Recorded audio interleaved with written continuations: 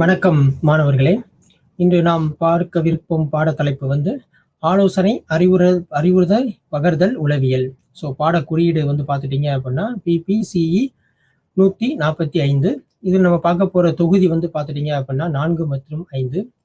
இதில் நம்ம இன்னைக்கு டிஸ்கஸ் பண்ணக்கூடியது வந்து அழகு வந்து 14 மற்றும் 15.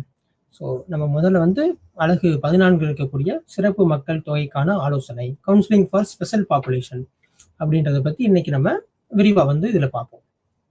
ஸோ ஃபர்ஸ்ட் வந்து பார்த்துட்டோம் அப்படின்னா இந்த ஸ்பெஷல் பாப்புலேஷன் அப்படின்னு சொல்லக்கூடியதில் யாரெல்லாம் உள்ள வர்றாங்கன்னு பார்த்துட்டோம் அப்படின்னம்னா, ஸோ முதியோர்கள், வயதானவர்கள், அடுத்து வந்து பார்த்துட்டோம் அப்படின்னம்னா HIV எய்ட்ஸ் போன்ற கொடிய நோய்களில் பாதிக்கப்பட்ட மக்கள், மற்றும் வந்து தீராத வியாதி இருக்கக்கூடிய நோய்கள் இருக்கக்கூடிய பாதிக்கப்பட்ட மக்கள். இந்த தீராத வியாதி நோய் அப்படின்னு சொல்லும்போது புற்றுநோய், இந்த மாதிரி சம்மந்தப்பட்ட நோய்களில் பாதிக்கப்பட்ட மக்களோட மனநிலை, ஓகே, அதுக்கு நம்ம எப்படி வந்து ஆலோசனை வழங்குவது அப்படின்றத பற்றி தான் இந்த அழகுல வந்து நம்ம முழுமையா வந்து என்ன செய்ய போறோம் அப்படின்னா பார்க்க போறோம். ஸோ பொதுவாக நம்ம வந்து முதியோர்கள், வயது அதிகமானவர்கள் வந்து பார்த்துட்டோம் அப்படின்னா அவங்களுக்கு வந்து ஒரு ஏக்கம் வந்து அதிகமாக இருக்கும். ஸோ ஒரு டிப்ரெஷன் வந்து அதிகமாக இருக்கும், ஐசோலேட்டடாக ஃபீல் பண்ணுவாங்க. ஸோ அந்த மாதிரி டயத்தில் வந்து பார்த்துட்டோம் அப்படின்னா அவங்களுக்கு உடல் சார்ந்த பிரச்சனைகள் அதிகமாக வரும். ஸோ உடல் சார்ந்த பிரச்சனைகள் அப்படின்றது இயற்கை, ஸோ அது மாற்றம் கிடையாது. உடல் சார்ந்த பிரச்சனைகள் வரக்கூடியதை நம்ம எவ்வாறு வந்து அதை நிவர்த்தி பண்ணலாம் அப்படின்றதான் நம்ம ஆலோசகரா, அறிவுரை பகர்வரா நம்மளோட வேலை என்ன அப்படின்றது இதில் பார்க்க போகிறோம். ஸோ இதில் வந்து இந்த பாதிக்கப்பட்ட மக்களின் உளவியல் தாக்கத்தை ஆலோசனை முறையில் தெளிவுபடுத்த, ஸோ அவங்களுக்கு வந்து என்ன செய்ய போகிறோம் அப்படின்னா ஒரு ஆலோசனை வந்து கொடுக்க போகிறோம். ஸோ இந்த பகுதியில் நம்ம வந்து இதில் ஏற்படக்கூடிய சிக்கல், இந்த ஆலோசனை முறையில் ஏற்படக்கூடிய சிக்கல், அதில் இருக்க தொழில்நுட்பங்கள், மாடல்ஸ், அதெல்லாம் நம்ம வந்து என்ன செய்ய போகிறோம் அப்படின்னா பார்க்க போகிறோம். ஸோ உளவியல் மன ஆரோக்கியத்திற்கான பல்வேறு வகையான ஆலோசனைகளை விரிவுபடுத்துதல். யார்கிட்டன்னு வந்து பார்த்துட்டோம் அப்படின்னா இந்த பாதிக்கப்பட்ட HIV பாதிக்கப்பட்ட மக்கள்கிட்ட, அடுத்து நோய்வாய்ப்பட்ட மக்கள், அதாவது புற்றுநோய், இந்த மாதிரி இறுதி நோய்கள்ல, அதாவது வேற கியூர் பண்ண முடியாதுன்ற நோய்கள்ல பாதிக்கப்பட்ட மக்களுக்கு உளவியல் ஆலோசனை கொடுக்கக்கூடியதெல்லாம் இந்த அழகுல நம்ம வந்து என்ன செய்ய போறோம் அப்படின்னா பார்க்க போறோம். ஸோ அது மாத்திரம் இல்லாம அந்த மாதிரி மக்கள், அதாவது முதியோர்கள், HIV எய்ட்ஸால் பாதிக்கப்பட்ட மக்கள், அவங்க வந்து சமூகத்தில் எதிர்கொள்ளும் பிரச்சனைகள் என்னென்ன, ஸோ அது மூலமா அவங்களுடைய மன அழுத்தம் இதெல்லாம் எந்த அளவுக்கு வந்து ஏற்படுது, அதை நம்ம ஒரு ஆலோசகரா எப்படி அதை நிவர்த்தி பண்ணலாம் அப்படின்றதான் இந்த அழகுல முக்கியமா நம்ம வந்து பார்க்கக்கூடிய ஒரு பகுதி. ஏன்னா ஒரு சாதாரண மனிதன் இருக்காரு, எந்த ஒரு நோயுமே இல்லை அப்படின்னா அவர் எதையும் பத்தியும் திங்க் பண்ண மாட்டாரு. ஸோ ஒரு HIV பாதிக்கப்பட்ட ஒரு மனிதன் வந்து இவங்ககிட்ட இருந்து எப்படி வேறுபடுவாங்கன்னா முற்றிலும் வேறுபடுவாங்க. ஏன்னா அவங்களுக்குள்ள வந்து ஒரு மன அழுத்தம் இருக்கு, நமக்கு இந்த நோய் இருக்கு, ஸோ இதனால நம்மளை மற்றவங்க வந்து ஒரு இழிவா பார்க்கக்கூடிய ஒரு நிலைமை ஏற்படும், ஸோ நம்மளை வந்து ஐசோலேட் பண்ணுவாங்க அப்படின்ற மாதிரி ஒரு அவங்களுக்கே தெரியாம ஒரு மன அழுத்தம்ன்றது அதிகமாக இருக்கக்கூடிய ஒரு வாய்ப்பு இருக்கு. அதை ஒரு ஆலோசகரா நம்ம எப்படி அதை நிவர்த்தி பண்ணணும் அப்படின்றதான் இதுல முக்கியமானது. ஸோ ஃபர்ஸ்ட் நம்ம பார்க்கக்கூடியது வந்து பார்த்துட்டோம் அப்படின்னா முதியோர்களுக்கான அறிவுரை பகர்தல் அல்லது ஆலோசனைகள். ஸோ இந்த ஏஜ் குரூப் வந்து பார்த்துட்டோம் அப்படின்னம்னா இதை பொறுத்தளவுக்கு முதியோர்கள் ஆலோசனை என்பது வயது முதிர்ந்தோர்கள் அல்லது வாழ்க்கையோட பிற்பகுதியில இருக்கக்கூடியவங்க, வாழ்க்கையோட ஒரு கடைசி பகுதியில் இருக்கக்கூடிய நம்ம மக்களை தான் முதியோர்கள், வயது ஆனவர்கள் அப்படின்னு சொல்றோம். ஸோ இந்த அவங்களுக்கு தகுந்த மாதிரி இந்த ஆலோசனை முறை என்ன செய்யணும் அப்படின்னம்னா நம்ம கொண்டு வரணும். நம்ம இதுக்கு முன்னாடி நிறைய பார்த்துருக்கோம், பள்ளி உளவியல், தொழில் சார்ந்த உளவியல், வேலை சார்ந்த உளவியல் அப்படின்னு சொல்லிட்டு நிறைய இதுல வந்து நம்ம பார்த்துருக்கோம். அப்ப ஆலோசகரோட முக்கியமான பணி என்னன்னு வந்து பார்த்துட்டோம் அப்படின்னா இப்ப வந்து ஸ்கூல் சைக்காலஜி எடுத்தோம். ஸ்கூல் கவுன்சிலரா, ஓகே, பள்ளி ஆலோசகரா நமக்கு என்ன வேலை, ஆசிரியர்கள், மாணவர்கள், சமூகம், அடுத்து பெற்றோர்கள், இவங்களுக்குள்ள ஒரு தொடர்பு ஏற்படுத்தக்கூடியது.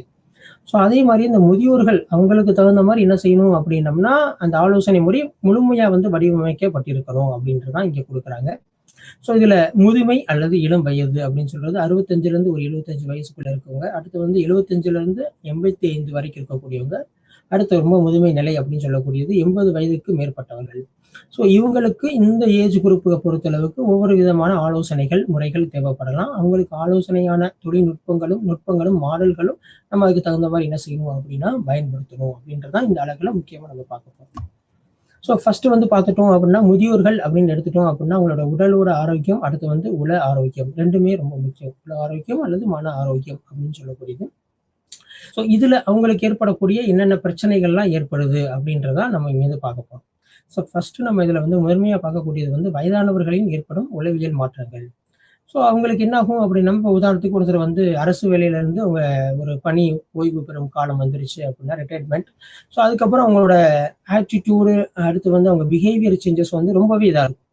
ஸோ நம்ம ஒரு ஜாப்ல இருந்தோம், நம்மள எல்லாமே ரெஸ்பெக்ட் பண்ணாங்க. ஸோ இனிமேல் நம்மள எப்படி பண்ணுவாங்க அப்படின்ற மாரி ஒரு ஏக்கம், அது வந்து தேவையானதும் இருக்கலாம், தேவையற்றதுமா இருக்கலாம். முக்கால்வாசி அதுல வந்து பார்த்துட்டோம் அப்படின்னா, அது தேவையற்ற ஒரு மன அழுத்தம் தான். ஸோ அப்ப ஏற்படக்கூடிய ஒரு உளவியல் மாற்றங்கள். ஏன்னா அவங்களோட ஒர்க்கிங் அந்த பேட்டர்னே வந்து என்னாகும் அப்படின்னா, டோட்டலா சேஞ்சஸ் ஆகும். ஸோ மார்னிங் வேக்கப்ல இருந்து அவங்களோட ப்ரொசீஜர் எல்லாமே என்னாகும் அப்படின்னா, ஆஃப்டர் ரிட்டயர்மென்ட் அந்த வயதான காலத்துக்கு அப்புறம் என்னாகும் அப்படின்னம்னா, டோட்டலா சேஞ்சஸ் ஆகிட்டே இருக்கும். ஸோ அப்ப வந்து என்ன இருக்கும் அப்படின்னா, அவங்க வீட்டிலேயே இருக்க மாரி ஃபீல் பண்ணுவாங்க. ஸோ அப்படி ஏற்படும்போது இந்த உளவியல் மாற்றம்ன்றது ரொம்ப அதிகமா ஏற்படும். அந்த டயத்துல அவங்களுக்கு கவுன்சிலிங், இந்த ஆலோசனை அப்படின்றது ரொம்ப ரொம்ப முக்கியம் அப்படின்றத இந்த அளவுல நம்ம பார்க்கணும். ஸோ அடுத்து வந்து பார்த்துட்டோம் அப்படின்னா, முதியோர்கள பொறுத்தளவுக்கு இந்த நோய் கோளாறு மற்றும் அவர்களுக்கான மதிப்பீடு. ஸோ அந்த நோய் அளவு எப்படி இருக்கு? உடல் சார்ந்த, உளம் சார்ந்தும் பார்க்குறோம், உடம்பு சார்ந்த அப்படின்றது. ஸோ இத வந்து ஒரு மதிப்பீடு அல்லது ஆய்வு முறை அப்படின்னு எடுத்துட்டோம் அப்படின்னம்னா, ஃபர்ஸ்ட் வந்து மருத்துவ நேர்காணல், இன்டர்வியூ. அடுத்து வந்து பார்த்துட்டோம் அப்படின்னா, உளவியல் அளவீட்டு அடிப்படையில் சோதனைக்கான மூளை நரம்பியல் உளவியல் மதிப்பீட்டு முறை. ஸோ ஒரு ஸ்டாண்டர்டைஸ்ட் கொஸ்டின் பேட்டர்ன். ஓகே. ஒரு தரவு சார்ந்த ஒரு வினா பட்டியல் எடுத்து அவங்ககிட்ட வந்து ஒவ்வொன்றையும் கேட்கணும். ஸோ அடுத்து வந்து பார்த்துட்டோம் அப்படின்னா, அவங்களுடைய ஹிஸ்ட்ரி டேக்கிங் அப்படின்னு சொல்லக்கூடிய வரலாறு. ஸோ அவங்க வந்து எந்த மாதிரி ஜாப்ல இருந்தாங்க, எந்த மாதிரி ஒர்க்கிங் பேட்டர்ன்ல இருந்தாங்க, இப்போ அவங்களோட நேச்சர் எப்படி இருக்கு, அவங்களோட உடல்நிலை எவ்வாறு இருக்கு அப்படின்றத ஃபுல்லா நம்ம என்ன செய்யணும் அப்படின்னா, முழுமையா வந்து கலந்து ஆலோசிக்கணும் அப்படின்றாங்க. ஸோ அடுத்து வந்து பார்த்துட்டோம் அப்படின்னம்னா, ஸோ இவங்க வந்து பார்த்துட்டோம்னா, வயதானவர்கள் பெரும்பாலும் சார்புடையவர்கள். அதாவது என்னன்னா டிபெண்டன்ட் பீப்பிள்ஸ். ஸோ நம்ம இப்ப எங்க இருக்கோம், ஒரு இளம் வயதுல இருக்கோம் அப்படின்னா, இண்டிபெண்டன்ட்டா இருப்போம். ஓகேவா? யாரையும் வந்து சார்ந்து இல்லாமல் இண்டிபெண்டன்ட்டா நம்ம என்ன செய்வோம் அப்படின்னா செயல்படுவோம். ஃபார் எக்ஸாம்பிள்ஸ் ஒரு இடத்துக்கு போணும் அப்படின்னா, நம்ம உடனே எந்திரிச்சு கிளம்பிருவோம். பட் இதே வந்து ஒரு வயதான நிலையில நம்ம வந்து அத வந்து யோசிச்சு பார்த்தோம் அப்படின்னம்னா, அது வந்து ஒரு முடியாத ஒரு சூழ்நிலை. இம்பாசிபிள் அப்படின்னு சொல்லக்கூடிய. ஒரு இடத்துக்கு நினைச்ச உடனே போ முடியாது. அப்பதான் என்ன செய்றாங்க அப்படின்னா, இந்த வயது முதிர்ந்தவர்கள் அப்படி என்ன செய்றாங்கன்னா, இன்னொருத்தர டிபெண்ட் பண்ணி இருக்காங்க. ஸோ அந்த இடம் சொன்னது ஒரு ஹாஸ்பிட்டலா இருக்கலாம். ஓகேவா? ஸோ ஒரு மெடிக்கல் ட்ரீட்மெண்ட்டுக்கு போகக்கூடிய இடமா இருக்கலாம். ஓகே. ஸோ இது எல்லாமே என்ன ஆகும் அப்படின்னா, இன்னொருத்தவங்கள டிபெண்ட் பண்ணியே என்ன செய்யணும் அப்படின்னா இருக்கணும். ஸோ அப்ப என்ன ஆகும் அப்படின்னம்னா, அந்த அவங்களோட ஸ்கில், அப்புறம் அவங்களோட ஒர்க்கிங் பேட்டர்ன், அந்த செயல்பாட்டுல வந்து எப்படி இருக்கும் அப்படின்னா, வீழ்ச்சியுடனே காணப்படுகிறார்கள். ஸோ நம்மளால இது முடியாது. நம்ம ஒரு இடத்துக்கு தனியா போயிட்டு வர முடியாது. ஸோ நம்ம ஒரு டயத்துல இப்படிலாம் இருந்தோம். இப்ப நம்மளுடைய உடலும், உளமும் ஒத்துழைக்கல அப்படின்ற மாரி ஒரு மன அழுத்தம் வந்து என்ன செய்யும் அப்படின்னா, அவங்களுக்கு வந்து ஏற்படும் அப்படின்றத தான் இதுல நம்ம பார்க்கிறோம். ஸோ இதெல்லாம் இருக்கும்போது என்ன ஆகும் அப்படின்னம்னா, ஒரு டைவர்சிட்டி, இது ஒரு பாகுபாடு மற்றும் அவங்கள வந்து ஐசோலேட் பண்ணக்கூடியதுக்கு வழிவகுக்கும் அப்படின்றத தான் இங்க நம்ம டிஸ்கஸ் பண்றோம். ஸோ அந்த மன ஆரோக்கியம் அப்படின்னு சொல்லும்போது, அப்ப என்ன ஆகுறாங்கன்னா, அந்த முதியோர்கள் இன்னொருத்தர சார்ந்தே இருக்காங்க. அது மகனா இருக்கட்டும், மகளா இருக்கட்டும். ஸோ அவங்களோட குடும்பத்துல இருக்கக்கூடிய அனைவரையும் சார்ந்து இருக்கக்கூடிய ஒரு இதுல வந்து பேட்டர்ன்ல வந்து வந்துடுறாங்க. ஸோ இதனால அவங்கள ஓனா பண்ணக்கூடிய அந்த எபிலிட்டி, திறன் மற்றும் செயல்பாடு இது ஃபுல்லாமே என்ன ஆகும் அப்படின்னா, டோட்டலா வந்து டிக்ரீஸ் ஆயிருது அப்படின்றதான் இங்க நம்ம பார்க்குறோம். ஸோ இது வந்து பார்த்துட்டோம் அப்படின்னா, அவங்கள வயதானவர்கள் ஏற்படும் பொதுவான மாற்றங்கள், அந்த சேஞ்சஸ் வந்து என்ன இருக்கும் அப்படின்றது. இது நாளைக்கே நமக்கும் என்ன ஆகும் வரக்கூடியது தான். ஸோ அறிவாற்றல் செயல்பாட்டின் குறைவு அப்படின்றது, அவங்க எல்லாமே நம்ம எங்கல இருக்கும்போது நல்ல மெமரியில நல்லா எல்லாமே கரெக்ட்டா பண்ணுவோம். ஒரு வண்டிய ஸ்டார்ட் பண்றதா இருக்கட்டும், கீய வைக்கிறதா இருக்கட்டும், எல்லாமே இருக்கும். பட் அங்க வரும்போது மறதி வந்து ரொம்ப அதிகமாகும். ஸோ அது மூலமா நம்ம என்ன, எதுக்கு வந்தோம், எப்படி போயிட்டுருக்கோம் அப்படின்றது ஃபுல்லாமே இந்த சித்த பிரம்மை அந்த மாரி இருக்கிறது கூட வாய்ப்புகள் அதிகமா இருக்கு. ஸோ இதெல்லாம் இருக்கும்போது என்னாகும் அப்படின்னம்னா, அவங்க சொசைட்டிலேருந்து என்ன செய்வாங்கன்னா, ஐசோலேட் பண்ணி வைப்பாங்க. ஸோ இந்த சொசைட்டிலேருந்து ஐசோலேட் பண்றக்கூடியது அப்படின்றது, அது வேணும்னே பண்றது கிடையாது. பட் இருந்தாலும் என்னாகும் அப்படின்னா, அவங்களோட உடல் அப்படின்றதுனால, அந்த ஏற்படக்கூடிய மாற்றத்தினால அவங்க ஐசோலேட் ஆகக்கூடிய ஒரு வழிமுறைக்கு வந்து என்ன செய்யுது அப்படின்னா, இது வந்து வழிவகுக்கிறது. இப்போ வந்து சோசியல், சமூக ஒரு விழாக்களுக்கோ, ஓகே, அது ஒரு திருமணத்திற்கோ, இதெல்லாம் போகும்போது என்ன ஆகும் அப்படின்னா, வயது முதிர்ந்தவர்கள் நம்ம என்ன செய்ய மாட்டோம் அப்படின்னா, வேணாம் அது ரொம்ப அலைச்சலா இருக்கும். உங்களால உடலுக்கு முடியாது. உங்களுடைய இதுக்கும் வந்து ரொம்ப கஷ்டமா இருக்கும். வேணாம் அப்படின்றதான் இதான் சமூகத்திலிருந்து தனிமைப்படுத்துதல். ஸோ இதெல்லாம் அந்த சமூகத்திலிருந்து தனிமைப்படுத்தும்போது நம்மளால வெளிய போ முடியல. அதெல்லாம் வந்து இந்த டிப்ரஷன், அந்த மன அழுத்தம் ஏற்படக்கூடிய ஒரு காரணம் இந்த முதியோர்களுக்கு. ஸோ எல்லா ப்ரோகிராமுக்கும், எல்லா ஃபங்ஷனுக்கும் அவங்க தான் வந்து டாமினேட்டா, ஹெட்டா இருந்த ஒரு பேட்டர்ன். ஒரு காலங்கள் இருந்த காலங்கள் போய், இப்ப நீங்க வெயிட் பண்ணுங்க, ரெஸ்ட் எடுங்க, அடுத்தது நம்ம பார்ப்போம் அப்படின்ற ஒரு காலகட்டங்கள் எல்லாத்துக்குமே எல்லாமே மாறக்கூடிய ஒரு சூழ்நிலை இருக்கு. ஸோ அந்த மாரி காலகட்டங்கள்ல வந்து பார்த்துட்டோம் அப்படின்னா, அவங்களுக்கு வந்து மன அழுத்தம் அல்லது வந்து அந்த தனிமைப்படுத்துதல், நம்ம ஐசோலேட் நம்ம இனி யாருக்கும் தேவையில்ல அப்படின்ற மாரி நெனைக்கிறாங்க அப்படின்ற மாரி ஒரு எண்ணங்கள் ஏற்படும். பட் அவங்களுக்கு இருக்கக்கூடிய அனுபவங்கள் அப்படின்றது ரொம்ப ரொம்ப முக்கியம். அது அடுத்த தலைமுறைக்கு கண்டிப்பான முறையில் அது வந்து என்ன செய்யணும் அப்படின்னா பயன்படணும். ஸோ இதெல்லாம் வந்து அவங்களோட உளவியல் மாற்றத்தை ஏற்படுத்துது. ஸோ ஃபர்ஸ்ட் நம்ம என்ன டிஸ்கஸ் பண்ணோம் அப்படின்னா, முதியோர்கள பொறுத்தளவுக்கு உடல் சார்ந்த பிரச்சனைகள் அப்படின்னு சொன்னோம். அடுத்து வந்து அவங்க வந்து ஒரு சார்புடைமை, அதாவது என்னன்னா ஒரு டிபெண்டன்ட் அப்படின்றதுல இருக்காங்க. அடுத்து வந்து பார்த்துட்டோம் அப்படின்னம்னா, அவங்களால இண்டிபெண்டன்ட்டா செயல்பட முடியல. ஸோ இதனால அவங்களுடைய திறன், மத்த எபிலிட்டி எல்லாமே டிக்ரீஸ் ஆகுது. அடுத்து வந்து முக்கியமானது வந்து சமூக தனிமைப்படுத்துதல். சமூகத்துல இருந்து அவங்கள வந்து என்ன செய்றது அப்படின்னா, தனிமைப்படுத்தி வைக்கிறது. ஸோ இது மூலமா அவங்களுக்கான மன அழுத்தம் ஏற்படுது. ஸோ அப்ப என்ன செய்யணும் அப்படின்னா, ஆலோசகரா நம்ம வந்து ஒரு கவுன்சிலரா அவங்களுக்கு அந்த வழிமுறைகள், அந்த அறிவுரை அப்படின்றது நம்ம குடுக்கக்கூடிய ஒரு கட்டாயத்துல இருக்கோம். ஸோ அடுத்து வந்து பார்த்துட்டோம் அப்படின்னா, இவங்களுக்கு பொதுவான அந்த நோய்வாய்ப்பட்ட கோளாறு மற்றும் அவங்களுக்கான மதிப்பீடு முறைகள் அப்படின்றது. ஸோ இதுல வந்து வயதானவர்கள் முதுமையில் ஒரு பகுதியான பல மாற்றங்களை சந்திக்கிறார்கள். ஸோ இதுதான் அப்படின்றதெல்லாம் கிடையாது. டோட்டலா வந்து பார்த்துட்டோம் அப்படின்னா, அவங்க என்டையரா நெறைய சேஞ்சஸ் வந்து என்ன செய்றாங்க அப்படின்னா, அவங்களோட லைஃப் ஸ்டைல்ல நடக்கும். ஏன்னா ஒரு டிபெண்டன்ட் அப்படின்னு சொல்லிட்டோம். நாளைக்கு அவங்களோட குழந்தைக்கோ, அவங்களோட பையனுக்கோ எங்க ஜாப் கிடைக்குதோ, அப்ப வந்து அவங்க வந்து அப்படியே மூவ் ஆகுற மாரி இருக்கும். ஸோ அப்ப அங்க இருக்க பேட்டர்னுக்கு தகுந்த மாரி அவங்க அடாப்ட் பண்ணியிருப்பாங்க.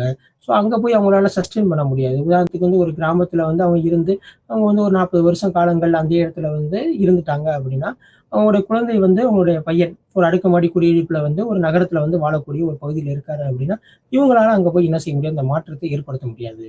ஸோ அப்போ ஒரு அடுக்குமாடி குடியிருப்பு இருக்கும். யாருமே பேச மாட்டேங்கிறாங்க. ஸோ இந்த மாரி ஒரு டிப்ரஷன்லாம் வந்து ஏற்படக்கூடிய வழிவகுக்கும் அப்படின்றது தான் சொல்றாங்க.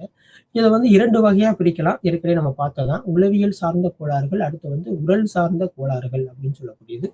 உளவியல் சார்ந்த கோளாறுகள பொறுத்தளவுக்கு என்ன இருக்கும் அப்படின்னா, மனச்சோர்வு, மன அழுத்தம், கவலை, பிரச்சனை, சித்தவின்மை, கடைசியா ஒண்ண பார்க்கக்கூடியதுன்னா தனிமை. தனிமை ரொம்ப கொடுமையானது. ஸோ அப்ப என்ன ஆகும் அப்படின்னா, எல்லாருமே அவங்களுடைய அந்த பணி, அந்த வேலை பளு காரணமா அவங்கவங்க அந்த ஒர்க்க பார்ப்பாங்க. இவங்க மாத்திரம் வீட்ல தனிமையிலே இருப்பாங்க. ஸோ அப்ப ஏற்படும்போது தேவையில்லாத என்ன ஆகும் அப்படின்னம்னா, அந்த திங்கிங் அது ஃபுல்லாமே வரும். ஸோ அது ரிலேட்டடா நமக்கு யாருமே இல்லைன்ற மாரி ஒரு ஃபீல் ஐசோலேட்டட் அப்படின்றது வரும். ஸோ அடுத்து முக்கியமானது உடல்நல நோய் அப்படின்றது. ஸோ எப்படி வயது முதிர்ந்தோம் அப்படின்னா, உடல் அப்படின்றது நம்மளோட உடல் வளர்ச்சி, 2வது உடல்நிலையோட அந்த கெப்பாசிட்டி ஃபுல்லாமே சரிவடையக்கூடிய ஒரு நிலைமையில இருக்கும். ஸோ அப்போ பார்வை முக்கியமா, அடுத்து வந்து கேட்கும் கூடிய பிரச்சனை. இது 2ம் தான் வயது முதிர்ந்த காலத்துல எல்லாத்துக்குமே பாதிப்பை ஏற்படுத்தக்கூடியது. ஸோ இதனால தான் இந்த சமூக தனிமைப்படுத்துதல் அப்படின்றது என்ன ஆகுது அப்படின்னம்னா, ஒரு வழிவகுக்குது. உதாரணத்துக்கு நம்ம ஒரு இடத்துக்கு போறோம் அப்படின்னம்னா, எங்கல இருக்கும்போது நம்ம எல்லா இடத்துக்கும் போயிட்டு வந்துருவோம். அதே வயது முதியும்போது எனக்கு பாதை தெரியல, எந்த பக்கம் வந்தோம்னு தெரியல, எனக்கு பார்வை சரியா கேட்கல. ஒருத்தர் என்னை கூப்பிடுறாரு. என்னால அவர யாரும் அண்டர்ஸ்டாண்ட் பண்ண முடியல. அவர் கூப்பிடுறது எனக்கு கேட்கல. பின்னாடி பஸ் வரும்போது என்னால அவங்க ஹாரன் பண்ணாலும், அவங்க வந்து சத்தம் எழுப்புனா கூட எனக்கு கேட்கல. அப்ப இது மூலமா நம்ம வந்து பாதிக்கப்பட்டுருவோம்னு நெனச்சு தான் இந்த குழந்தைகள வந்து நம்ம வீட்டிலேயே வந்து இருக்க வைக்கிறாங்க. ஸோ இந்த உடல் பிரச்சனை அப்படின்றது இந்த சமூக தனிமைப்படுத்தலுக்கு ஒரு வழிவகை செய்கிறது. ஸோ இந்த உடல்நல பிரச்சனையை பொறுத்தளவுக்கு கேட்கும் திறன், அடுத்து உடல் வலிகள், ஸோ கை வலி, கால் வலி இது ஃபுல்லாமே அது வந்து இயற்கை. ஸோ அது வரக்கூடியது. அடுத்து வந்து நோய்வாய்ப்படக்கூடிய ஒரு நுரையீரல் தன்மை, அடுத்து நீரிழிவு, இத போக அதிகமான உடல் சம்பந்தப்பட்ட நோய்கள் முதியோர்ல தாக்கக்கூடிய அபாயம் வந்து அதிகமா இருக்கு. ஸோ இதுல வந்து பார்த்துட்டோம் அப்படின்னா, காமன் டிஸார்டர பொறுத்தளவுக்கு ஃபர்ஸ்ட் வந்து பிசிக்கல் அண்ட் மென்டல். ஸோ உளவியல் கோளாறுகள், உடல் சார்ந்த கோளாறுகள் அப்படின்றது இதுல வந்து பார்த்தோம். ஸோ அடுத்து மதிப்பீட்டு முறை. இந்த இடத்துல தான் கவுன்சிலரா நம்ம என்ன செய்றோம் அப்படின்னா உள்ள வரோம். ஸோ அந்த வயதானவர்களுக்கான உளவியலை பொறுத்தளவுக்கு ஃபர்ஸ்ட் அந்த சிக்கல்கள் அவங்க எந்த சம்மந்தப்பட்ட ஒரு சிக்கல்ல இருக்காங்க அப்படின்றத கண்டுபிடிக்கணும். ஸோ அதுக்கு தகுந்த மாதிரி ஒரு நிபுணத்துவம் அந்த மனநல மருத்துவர்கிட்ட கண்டிப்பா இருக்கணும்.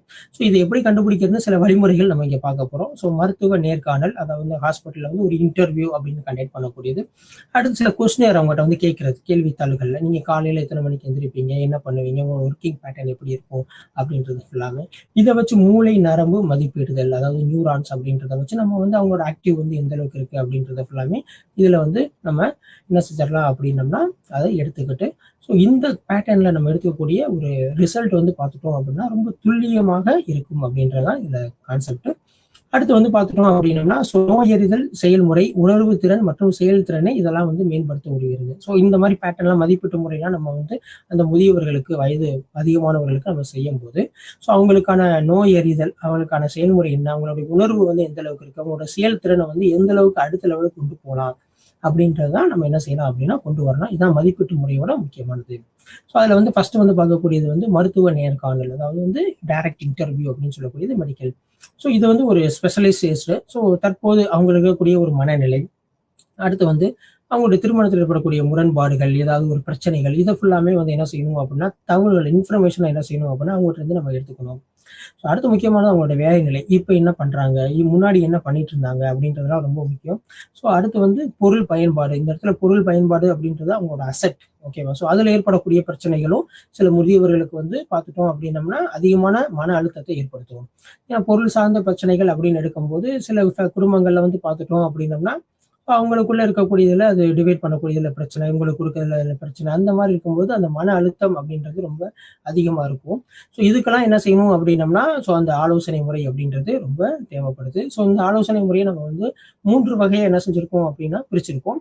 ஸோ ஃபர்ஸ்ட் வந்து பார்த்துட்டோம் அப்படின்னா கட்டமைப்பு நேர்காணல் அப்படின்னு சொல்லக்கூடியது structured interview. Second one is semi structured interview, பகுதி அளவு கட்டமைக்கப்பட்ட நேர்காணல். அடுத்து 3வது கட்டமைக்கப்படாத நேர்காணல், அதாவது வந்து அன்ஸ்ட்ரக்சர்டு இன்டர்வியூ அப்படின்னு சொல்லிட்டு இது ஒரு 3 வகையை என்ன செய்யறாங்க அப்படின்னா பிரிக்கிறாங்க.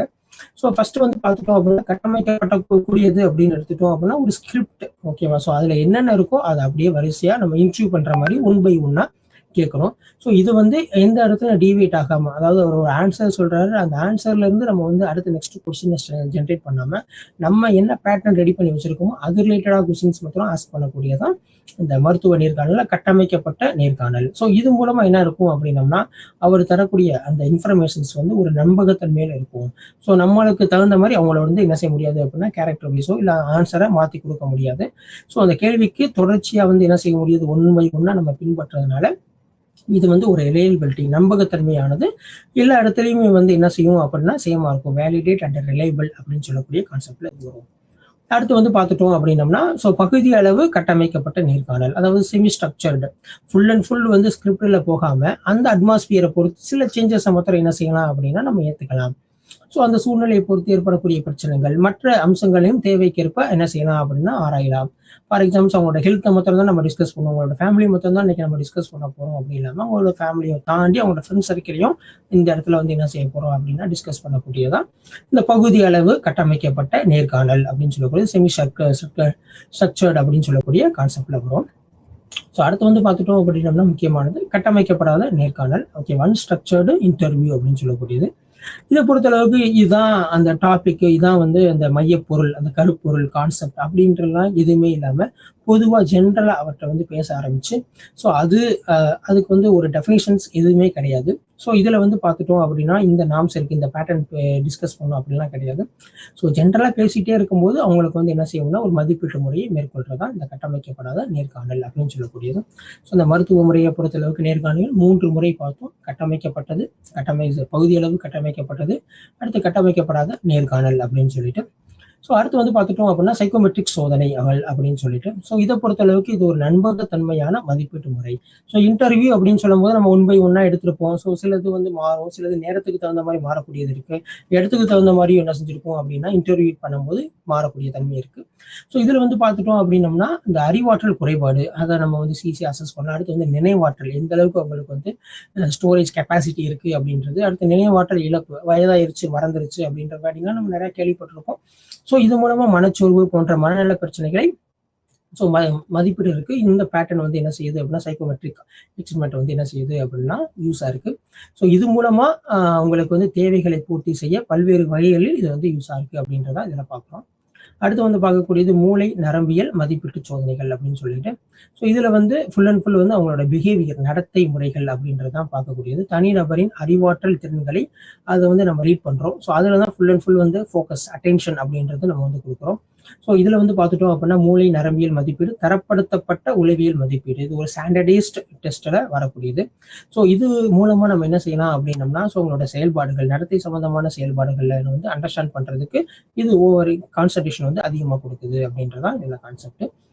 அடுத்து வந்து இந்த அளவின் ஊதியங்களை பார்த்துட்டோம் அப்படின்னா அது வந்து பல்வேறு மதிப்பீட்டு முறைகள் வந்து கொடுத்துருக்காங்க. அதில் வந்து ஃபர்ஸ்ட் வந்து மூளை நரம்பியல் அப்படின்னு வரும்போது அட்டென்ஷன், கவனம். ஸோ ஒரு இடத்துல ஒரு பொருள் மேலே, ஒரு ஆப்ஜெக்ட் மேலே நம்ம எந்த அளவுக்கு நம்மளோட கவனத்தை வந்து செலுத்துகிறோம். நல்லா எங்கே இருக்கும்போது ரொம்ப சைல்டிஷாக இருக்கும்போது எல்கேஜி யூகேஜி இந்த மாதிரி டயத்துல நம்மளோட கான்சன்ட்ரேஷன் அட்டென்ஷன் வந்து ரொம்ப அதிகமான இருக்கும். ஸோ அவங்க சொல்கிறது அப்படியே நம்ம வந்து ரிப்பீட் பண்ணக்கூடியது. ஸோ இதெல்லாம் அதிகமாக இருக்கும். வயது குறைந்து அதிகமாகும்போது என்ன ஆகும் அப்படின்னா கவனச்சிதறல். ஓகேவா? ஸோ ஸ்பேன் ஆஃப் அட்டென்ஷன் அப்படின்னு சொல்லக்கூடியது. ஸோ இது வந்து பார்த்துட்டோம் அப்படின்னா அந்த கவனச்சிதறல் வந்து அதிகமாகும். ஸோ அதனால என்ன ஆகும் அப்படின்னா ஒரு கருத்தை வந்து நம்ம முழுமையாக புரிஞ்சுக்கிற முடியாது. ஸோ ஒரு இடத்துக்கு போகிறோம், ஒருத்தர்கிட்ட வழி கேட்குறோம். ஸோ நம்ம என்ன செய்யணும்னா அந்த இப்போ அவங்க வந்து சொல்லுவாங்க வலது பக்கம் இடது பக்கம் சொல்லிட்டு, ஸோ அதை கரெக்டாக நம்ம மைண்டில் வச்சுட்டு போகணும். ஸோ அதே வயது ஆயிடுச்சு அப்படின்னோம்னா அந்த கவனச்சிதறல் மூலமாக நமக்கு அந்த ஸ்டோரேஜ், அந்த நினைவகம் அப்படின்றது குறையக்கூடிய வாய்ப்பு இருக்குது. அடுத்து நிர்வாக செயல்பாடு, ஓகே, அட்மின் கெப்பாசிட்டி. அடுத்து வந்து நினைவகம், ஸ்டோரேஜ், எப்படி ஸ்டோர் பண்ணுறோம் அப்படின்றது. அடுத்து வந்து லேர்னிங் அப்படின்றது. அடுத்து தகவல்கள் செயலாக்கம், சிக்கலை தீர்ப்பது, ப்ராப்ளம் சால்விங் அப்படின்றது. அடுத்து மோட்டார் செயல்பாடு அப்படின்னு சொல்லக்கூடியது, இந்த நரம்பியல் சார்ந்ததெல்லாம் எல்லாமே வரக்கூடியது. ஸோ அடுத்து நம்ம முன்னாடி இதில் பண்ண மாதிரி இங்கே வந்து படிநிலை நெறிமுறை அப்படின்னு சொல்லிட்டு history taking, interview, delivering standardised test அப்படின்னு சொல்லிட்டு 3 டைப்பில் வந்து கொடுக்குறாங்க. ஸோ இதில் வந்து பார்த்துட்டோம் அப்படின்னா ஃபஸ்ட்டு வந்து அவங்களுடைய வரலாறு, அவங்களுடைய ஹிஸ்ட்ரி எப்படி இருக்கும், அந்த வயது முதிர்ந்தவரோட ஹிஸ்ட்ரி என்ன அப்படின்றது இதில் டிஸ்கஸ் பண்ண போகிறோம். ஸோ அந்த வரலாறு எடுப்பது இல்லைன்னா ஹிஸ்ட்ரி டேக்கிங் அப்படின்னு சொல்லக்கூடியது வரலாறை படிப்பது அப்படின்றதால வரும். இது ஒரு மருத்துவம் அல்லது மனநல வரலாற்றை உள்ளடக்கியது. ஸோ இதில் வந்து நோயாளி அவங்களோட பாதிக்கப்பட்டவங்களது முதியோரோட வரலாற்றை உள்ளடக்கியது. ஸோ அவங்களோட வளர்ச்சி என்னென்ன, அவங்களோட க்ரோத் எப்படி இருந்துச்சு, அவங்க எங்கெங்கே ஒர்க் பண்ணாங்க, அவங்களோட அச்சீவ்மெண்ட்லாம் என்ன அப்படின்றத ஃபுல்லாமே உள்ள சமூக வரலாறு முதலிலே ஆகும். ஸோ உள்ள சமூக வரலாறு அப்படின்றது அவங்களோட ஒவ்வொரு ஸ்டேஜில் எந்தெந்த மாதிரி இருந்தாங்க அப்படின்றத ஃபுல்லாமே இங்கே கொண்டு வரணும். So psychiatric history, so development mile stones and then psycho social history அப்படின்றதான் இந்த இடத்துல ரொம்ப முக்கியமானது. அடுத்து நம்ம பார்க்கக்கூடியது நேர்காணல், அதாவது இன்டர்வியூ. ஸோ இன்டர்வியூவை பொறுத்தளவுக்கு இது ஒரு 3 வகையாக வகைப்படுத்துகிறாங்க. நம்ம ஏற்கனவே அதை பார்த்துட்டோம். ஸோ கட்டமைக்கப்பட்ட, அரை கட்டமைக்கப்பட்ட, அதாவது பகுதியளவு கட்டமைக்கப்பட்ட, அடுத்து கட்டமைக்கப்படாத நேர்காணல் அப்படின்னு சொல்லிட்டு இதை நம்ம முதலே நம்ம பார்த்ததுனால இதை அதிகமாக நம்ம இதை டிஸ்கஸ் பண்ண வேணாம். கட்டமைக்கப்பட்ட அப்படின்னு சொல்லக்கூடியது ஒரு ஸ்ட்ரக்சர்டு பிளானில் வரக்கூடியது. பகுதியளவு கட்டமைக்கப்பட்ட இல்லை அரை கட்டமைக்கப்பட்ட நேர்காணல் அப்படின்னு சொல்லுவது சூழ்நிலைக்கு தகுந்த மாதிரி சில கொஸ்டின்களை நம்ம என்ன செஞ்சலாம், சேஞ்சஸ் பண்ணலாம். ஸோ கட்டமைக்கப்படாத இன்டர்வியூ அப்படின்னு சொல்லக்கூடிய நேர்காணல் அப்படின்றது ஒரு ஜென்ரல் ஒரு டாக்கிங் மாதிரியே இதில் வந்து போகக்கூடிய வாய்ப்பு இருக்கு. ஸோ அடுத்து வந்து பார்த்துட்டோம் அப்படின்னம்னா முதியோர்களுக்கான பொதுவான அந்த நோய் கோளாறு மற்றும் அவர்களுக்கான மதிப்பீடு முறைகள் தான் இருக்கும். ஸோ சில பேட்டர்ன்ஸ் வந்து இங்கே வந்து கொடுத்துருக்காங்க. ஸோ நியூரோ சைக்காலஜிக்கல் பேட்டரி, அடுத்து மூளை செயலிழப்பு, அடுத்து வந்து குழந்தைக்கான விஸ்லர் நுண்ணறிவு, இன்டெலிஜென்ஸ் அந்த அளவுகோல், அடுத்து வந்து பார்த்தோம்னா வயது வந்தோருக்கான இன்டெலிஜென்ஸ், இதெல்லாம் ஸ்டாண்டர்டைஸ்டு கொஸ்டினர். ஸோ இதை வச்சு அவங்களோட அந்த நரம்பியல் அந்த மதிப்பீடு முறையை நம்ம என்ன செய்யலாம் அப்படின்னா மேற்கொள்றதுக்கு இதெல்லாம் ஒரு உதவிகரமாக இருக்கும் அப்படின்றதான் இதில் வந்து நம்ம பார்க்கணும். அடுத்து இவங்களோட முக்கியமான ஒரு இலக்கு என்ன, அதாவது முதியோர்களுக்கான அறிவுரை பகிர்தல் மற்றும் ஆலோசனையான இலக்கு, அதோட கோல்ஸ், அதோட அப்ஜெக்டிவ்ஸ் அப்படின்றது எல்லாமே இதில் என்ன அப்படின்றத நம்ம பார்க்க போகிறோம். அவங்களுக்கு ஒரு முதியோர்களுக்கு வந்து அறிவுரை நம்ம கொடுறதுனால நமக்கு என்னென்ன அந்த நோக்கம் இருக்குது அப்படின்றது முக்கியமாக அவங்களோட செல்ஃப் கான்ஃபிடென்ஸ், ஓகேவா, சுய அந்த நம்பிக்கையை வந்து மேம்படுத்தணும். ஸோ நம்மளால எதுவும் முடியாது, நமக்கு வயசாயிருச்சு அப்படின்றத அவங்களுடைய இந்த டிப்ரெஷனில் இருப்பாங்க. ஸோ அதை நம்ம என்ன செய்யணும் அப்படின்னா மேம்படுத்தணும்.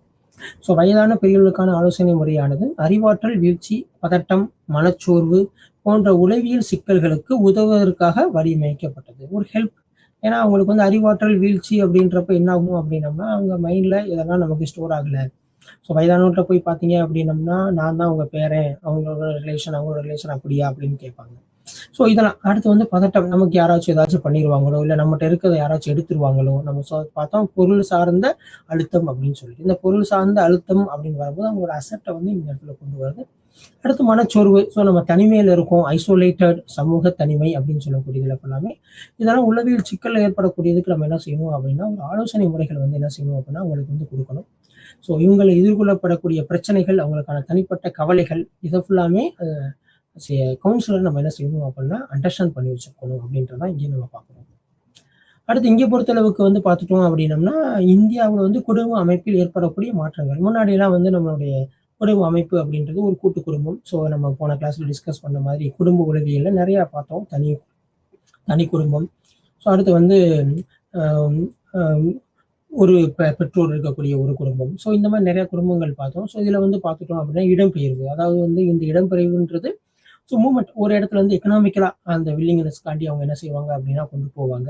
ஸோ அப்போ அந்த ஃபேமிலியே டோட்டலாக சேஞ்சஸ் பண்ணும்போது நம்ம முன்னாடி டிஸ்கஸ் பண்ண மாதிரி ஒரு யங் பீப்புள் வந்து அந்த கிராமத்தில் வந்து இல்லை ஒரு இதுலேயும் அவங்களோட சிச்சுவேஷன் ஒரு 40 இயர்ஸ் 45 இயர்ஸ் அதே இடத்துல இருந்து இருப்பார். ஸோ மகனுக்கு ஒரு வேலை கிடைச்சி ஒரு நகரத்தில் ஒரு அடுக்குமாடி குடியிருப்பில் அவங்க வந்து போகக்கூடிய ஒரு சூழ்நிலை ஏற்படும். ஸோ அப்போ அவங்களுக்கு ஏற்படக்கூடிய ஒரு மன அழுத்தம் எவ்வாறு இருக்கும்? ரூமுக்குள்ளேயே இருக்கேன், வீட்டுக்குள்ளேயே இருக்கேன், வெளியே யாருமே பேச மாட்டேங்கிறாங்க, இப்படிலாம் நான் இருந்ததே இல்லை. ஸோ இதெல்லாம் வந்து அந்த இடம்பெயர்வில் வரக்கூடிய சிக்கல்கள். அடுத்து பொருளாதார சிரமம், இது ரொம்ப முக்கியமானது. ஸோ அப்போ வந்து பார்த்துட்டோம் அப்படின்னா அவங்க ஒரு ஸ்டேஜில் இருக்கும்போது எல்லாத்துக்குமே ப்ரொவைட் பண்ணியிருப்பாங்க. பட் இந்த ஸ்டேஜில் அவங்க வந்து எக்ஸ்பெக்ட் பண்ணுற ஒரு ஸ்டேஜுக்கு என்ன செஞ்சிருவாங்க அப்படின்னா மாறிடுவாங்க. ஸோ அப்போ அவங்களுக்கு வந்து என்ன இருக்கும் அப்படின்னா ஒரு பெரிய டிப்ரெஷன் வந்து அந்த இடத்துல ஜென்ரேட் ஆகும். ஸோ நம்ம எப்படி கொடுத்தோம், நமக்கு யாருமே பண்ணல, நம்ம இன்னொருத்தன்ட்ட கேட்குற மாதிரி இருக்குது அசோசியேஷன் தான் இது பண்ணுவாங்க. ஸோ இருந்தாலும் அந்த இடத்துல வரக்கூடிய பொருளாதார சிரமங்கள், ஸோ இதெல்லாம் வந்து என்ன இருக்கும் அப்படின்னா அவங்களுக்கு ஒரு மன அழுத்தத்தை ஏற்படுத்தும். ஸோ இந்த இலக்குகளை பொறுத்தளவுக்கு வந்து பார்த்துட்டோம் அப்படின்னா முதியோர்களை தவறாக நடத்து. ஸோ ஃபேமிலிக்குள்ளே வந்து பார்த்துட்டோம் அப்படின்னா அவங்களுக்கு உடல் நலம் சார்ந்த பிரச்சனைகளுக்கு இருக்கக்கூடிய மெடிக்கல் எக்ஸ்பென்சிவ் இதெல்லாம் வந்து உள்ள வரும். ஸோ இதெல்லாம் வந்து அவங்களுக்கு வந்து என்ன செய்யணும் அப்படின்னா பங்களிக்கணும். ஸோ இதில் வந்து நடத்தையை சமாளித்தல், பிஹேவியர் சேஞ்சஸை அக்செப்ட் பண்ணக்கூடியது. அடுத்து டிசிஷன் மேக்கிங், அதாவது முடிவெடுக்கக்கூடிய திறமை, தனிப்பட்ட உறவுகள் மற்றும் உந்துதல், இதுல ஃபுல்லாமே என்ன செய்யணும் அப்படின்னா ஒரு நேர்மறையான மாற்றத்தை நம்ம கொடுக்கணும். அதான் வந்து இந்த முதியோருக்கான ஆலோசனை அறிவுரை பகுதியோட முக்கியமான ஒரு பகுதி எது அப்படின்னா இந்த பிரச்சனைகளுக்கெல்லாம் தீர்க்கக்கூடிய அளவுக்கு நம்ம ஒரு பாசிட்டிவ் என்ன செய்யணும், ஒரு ஆட்டிடியூட், ஒரு நேர்மறையான மனப்பான்மை, ஓகே, பாசிட்டிவ் சேஞ்சஸ் அந்த இது ஃபுல்லாமே என்ன செய்யணும் அப்படின்னா கொண்டு வரணும். நேர்மறையான மாற்றங்களுக்கு நம்ம கொண்டு வரணும். அடுத்து வந்து பார்த்துட்டோம் அப்படின்னா உங்களோட மருத்துவத்தின் நடத்தை மாற்றங்கள். ஸோ சேஞ்சஸ், ஏன்னா உடல் நலத்தில் வந்து ஏகப்பட்ட சிக்கல்கள் வந்து ஏற்படும். ஸோ அதனால என்னாகும் அப்படின்னம்னா ஸோ மனிதர்கள் வயதாகும் பொழுது அவங்க சூழ்நிலைக்கு ஏற்ப மாற்றங்கள், ஸோ அது வந்து ஒரு திறன்கள் வந்து குறையும். ஸோ ஃபார் எக்ஸாம்பிள்ஸ் நம்ம இப்போ இந்த இடத்துல போயிடுவோம், அங்கே ரெஸ்ட் ரூம் போகிறதுக்கே ஒரு கழிவிடத்துக்கு போகிறதுக்கே ரொம்ப கஷ்டமாக இருக்கும். ஸோ பாரு இன்னொருத்தரை வந்து டிபெண்ட் பண்ணி இருக்கக்கூடிய ஒரு சூழ்நிலைக்கு வரும். ஸோ இது ஃபுல்லாமே பல்வேறு சிக்கல்களை ஏற்படுத்தும். சில சந்தர்ப்பங்கள் வந்து நடத்தை மாற்றங்கள் சிக்கலாக மாறலாம். இதனால அவங்க டிப்ரெஷன்ல வந்து ஒரு மனநிலை சரியில்லாமல் போறதுக்கும் வாய்ப்புகள் இருக்கு தனிமைப்பட்ட சூழ்நிலை. இதனால வந்து பார்த்துட்டோம் அப்படின்னா தன்னோட சொந்தமே நம்மளால துன்பப்படுறாங்க அப்படின்ற மாதிரி ஒரு அசம்சன் வந்து அந்த முதியோர்களுக்கு வந்து ஏற்படுத்தலாம். ஸோ நம்ம இருக்கிறதுனால தான் இங்கே இருக்க எல்லாத்துக்குமே கஷ்டம் அப்படின்ற மாதிரிலாம் ஃபீல் பண்ணக்கூடிய ஒரு நேச்சருக்கு என்ன செஞ்சுருவாங்க அப்படின்னா அவங்க வரக்கூடிய இதில் இருக்கும். ஸோ அதனால ஒரு தவறான முடிவுகள் இவங்கெல்லாம் எடுக்கக்கூடிய ஒரு வாய்ப்புகள் வந்து ரொம்ப அதிகமாக இருக்கும். அந்த ஆலோசகராக நம்ம இருந்து என்ன செய்யணும் அப்படின்னா ஒரு நேர்மறையான மாற்றத்தை ஏற்படுத்தி ஸோ எல்லாத்துக்குமே இந்த நிலைமை வந்து கண்டிப்பாக ரீச் பண்ணும், எல்லாத்துக்குமே வரக்கூடியதான். ஸோ உங்களுக்கும் வந்திருக்கு, நாளைக்கு எல்லாத்துக்கும் வரும் அப்படின்றத அவருக்கு புரிய வச்சு, ஸோ அந்த குடும்பத்துக்கும் அதை புரிய வச்சு நீங்கள் இருக்கிறது துன்பம் கிடையாது, உங்களுடைய அனுபவம் தான் உங்களுக்கு வந்து ஒரு இன்பமாக கொடுக்கணும் அப்படின்றதான் இதில் முக்கியமான இலக்கு. ஸோ அடுத்து வந்து பார்த்துட்டோம் அப்படின்னம்னா ஸோ இந்த நடத்தை மாற்றங்கள், ஸோ சில நுட்பங்கள், இந்த தொழில்நுட்பங்கள் நம்ம பயன்படுத்தும் போது இந்த சிக்கல்களை வந்து என்ன செய்யலாம் அப்படின்னா குறைச்சிக்கலாம் அப்படின்றது தான் இந்த இடத்துல நம்ம வந்து பார்க்குறோம். ஸோ அடுத்து வந்து பார்த்துட்டோம் அப்படின்னம்னா சமாளிக்கும் திறனை மேம்படுத்த, அதாவது ஸ்கில்லை வந்து டெவலப்மெண்ட் பண்ணும்போது ஸோ அன்றாட சவால்களை கையாள்வது சிரமங்களை சந்திக்க நேரிடும். ஸோ நம்ம ப்ரீவியஸ் நம்ம டிஸ்கஸ் பண்ண மாதிரி தான், ஒரு சாப்பாட்டுக்கு எந்திரிச்சு போகிறதா இருக்கட்டும், ஒரு ரெஸ்ட் ரூம் போகிறதா இருக்கட்டும், இதுல எல்லாம் உங்களுக்கு வந்து பார்த்துட்டோம் அப்படின்னா ரொம்ப இந்த திறன் ஸ்கில் பேஸ்டு ரொம்ப கஷ்டமாக இருக்கும். ஸோ அப்போல்லாம் அவங்களுக்கு என்ன செய்யணும் அப்படின்னா தன்னோட இயலாமையை வந்து அவங்க வந்து என்ன செய்யணும் அப்படின்னம்னா நம்மளால முடியும் அப்படின்ற மாதிரி வரணும். ஸோ இதை ஃபுல்லாமே நம்ம என்ன செய்யணும் அப்படின்னம்னா நேர்மறையாக கொண்டு வரணும். ஸோ இது அதிகமாக நினச்சிட்டே இருப்பாங்க அப்படின்னா ஸோ அவங்களோட திறன் வந்து ரொம்ப ரொம்ப குறையக்கூடிய வாய்ப்பு வந்து அதிகமாக இருக்குது. அடுத்து வந்து பார்த்துட்டோம்னா டிசிஷன் மேக்கிங், முடிவுகள் எடுக்கும் திறமை அப்படின்னு சொல்லக்கூடியதுல வந்து பார்த்துட்டோம் அப்படின்னா அவங்களுக்கு வந்து ஃபர்ஸ்ட் வந்து அறிவாற்றல் வீழ்ச்சி, ஸ்டோரேஜ் அண்டர்ஸ்டாண்டிங் ஃபுல்லாமே டிக்ரீஸ் ஆயிரும். ஸோ ஆளுமை பண்பு அந்த பர்சனாலிட்டி என்ன செஞ்சிடும் அப்படின்னா ரொம்ப டிக்ரீஸ் ஆயிரும். ஸோ ஒரு டிசிஷன் கேட்டாங்கன்னா ஓகே இதை பண்ணலாம் அதை பண்ணலாம் நம்ம டேரெக்டாக சொல்லிடுவோம். இதே ஒரு ஏஜ் ஆச்சு அப்படின்னா நம்ம ஒரு குழந்தைகள் மாதிரி தான், வீட்டில் என்னோட மகனை நான் கேட்டு சொல்கிறேன், என்னோட மகளை கேட்டு சொல்கிறேன் அப்படின்ற மாதிரி ஒரு ப்ராப்ளம் இது. ஸோ ப்ராப்ளம் சால்விங் ஸ்கில்லுமே என்ன ஆகும் அப்படின்னம்னா இனச்சார்பு, அந்த இதில் கேட்டு நான் இன்ஃபார்ம் பண்ணுறேன் அப்படின்றதெல்லாம் வந்துடும். ஸோ இது ஒரு சவாலாக பிரச்சனையாக இருக்கலாம். ஸோ அப்போ என்ன ஆகும்னா ஸோ அவங்க வந்து இந்த மாதிரி கவுன்சிலிங் கொடுக்கும்போது அவங்க சொல்லுவாங்க என்னோட முடிவை வந்து நானே எடுக்க முடியாது, இன்னைக்கு நான் என்ன பண்ணுன்றதை மற்றவங்க தான் டிசைட் பண்ணுவாங்க, நான் பண்ண முடியாது. ஸோ அந்த மாதிரி சூழ்நிலையில் வரும்போது உங்களோட தன்னம்பிக்கையை வந்து மீட்டெடுத்து ஸோ அவங்க சொல்றதெல்லாம் உங்களுடைய நல்லதுக்காக தான் சொல்றாங்க, ஏன்னா நீங்கள் உடல் அளவிலும் மன அளவிலும் பாதிக்கப்பட்டிருக்கீங்க அப்படின்றத ஃபுல்லாமே முடிவெடுக்கும் திறன் அந்த ஆலோசகரை வந்து கொண்டு வரணும். அடுத்து வந்து பார்த்துட்டோம் அப்படின்னா ஸோ இது ஃபுல்லாமே கொண்டு வந்துட்டு அவருக்கு அதை புரிய வச்சு ஸோ அவர் அடுத்த ஸ்டேஜுக்கு என்ன செய்யணும் அப்படின்னா கொண்டு வரணும். ஸோ இந்த ஆலோசனை முறைகளை வந்து நம்ம எப்படி கொடுக்கலாம், அந்த தொழில்நுட்ப மாடல்ஸ் அப்படின்றலாம் எப்படி யூஸ் பண்ணுறாங்க அப்படின்னா தனிப்பட்ட ஆலோசனை, குழு ஆலோசனைகள், அடுத்து வந்து அறிவாற்றல் நடத்தை சிகிச்சை, நினைவூட்டல் சிகிச்சை, தனிப்பட்ட ஆலோசனை, பொதுமை சிகிச்சை. ஸோ இந்த மாதிரி முதியோர்களுக்கு வந்து அறிவுரை போகுது. தனிப்படுத்த அப்படின்னா 1-to-1. ஸோ அவங்களுக்கான பிரச்சனைகளை வந்து நம்ம வந்து கேட்டு ஆலோசனை கொடுக்கறது. குழு ஆலோசனைகள் அப்படின்னு சொல்லும்போது என்ன இருக்கும் அப்படின்னம்னா, அந்த சர்டைன் ஏஜ் குரூப் இருக்கக்கூடிய குழுக்கள் அந்த குரூப் ஆஃப் எல்லாமே கொடுத்துட்டு ஒரு ஜென்ரல் கவுன்சிலிங் வந்து செஷன் வந்து நம்ம கொடுக்கக்கூடியது. ஸோ நினைவூட்டல் சிகிச்சை அப்படின்னு சொல்லக்கூடியதெல்லாம் அந்த பொதுமை அது ஃபுல்லாமே அந்த 1 by 1 நம்ம வந்து பார்ப்போம். ஸோ இது வரைக்கும் நம்ம பார்த்தது இந்த முதியோர்களுக்கான ஆலோசனை முறைகள். ஸோ இந்த முதியோர்களுக்கான ஆலோசனை முறைகளை நம்ம ஒவ்வொன்றா நம்ம பார்த்தோம். அடுத்து வந்து பார்த்துட்டோம் அப்படின்னா அந்த நோய்வாய்ப்பட்ட HIV எய்ட்ஸ் முறைகள் ஆலோசனை. ஸோ HIV நமக்கு அந்த இதை பற்றி நோயை பற்றி நல்ல அவேர்னஸ் அந்த விழிப்புணர்வுன்றது நமக்கு இருக்கும். ஸோ இது வந்து ஒரு நோய் எதிர்ப்பு சக்தியை குறைக்கக்கூடிய ஒரு வைரஸ். ஸோ இது நோய் எதிர்ப்பு சக்தி ஒயிட் பிளட் செல்ஸை வந்து ஃபுல்லாமே வந்து டிக்ரீஸ் பண்ணிச்சு அப்படின்னா அந்த சந்தர்ப்பவாத நோய்கள் ஸோ இதெல்லாம் வந்து என்ன செய்யும் அப்படின்னா ஈஸியாக வந்து அட்டாக் பண்ணும். ஃபார் எக்ஸாம்பிள் காச நோய், நிமோனியா இந்த மாதிரி தொற்றுகளுக்கு என்ன செய்யும் அப்படின்னா அது முன்பை ஒன்றா வழிவகுக்க ஆரம்பிச்சிடும். ஸோ இது ஃபுல்லாமே பார்த்துட்டோம் அப்படின்னா இப்போ இந்தியாவில் பொறுத்த டோட்டலாக 2.5 மில்லியன்ஸ் ஓகேவா மக்கள் வந்து HIV நோயுடன் வாழுகிறார்கள். ஓகேவா என்ன பண்ணிட்டாங்க அப்படின்னா அதவே சஸ்டெயின் பண்ணி எடுத்துக்க ஆரம்பிச்சிட்டாங்க. ஸோ தேசிய எய்ட்ஸ் கட்டுப்பாட்டு வாரியம் இதெல்லாம் வந்து எண்ணிக்கையை குறைக்கிறதுக்கு பல்வேறு முயற்சிகள் அதை வந்து செய்யுது. மக்களிடத்துல விழிப்புணர்வு ஏற்படுத்துகிற நோயை பற்றி அது எவ்வாறு பரவுது அப்படின்றத பற்றி ஒரு விழிப்புணர்வு கொடுக்குறாங்க. ஸோ இது ஃபுல்லாமே அந்த எண்ணிக்கையை வந்து குறைக்கிறதுக்கான வழிமுறைகளை கொண்டு வருது.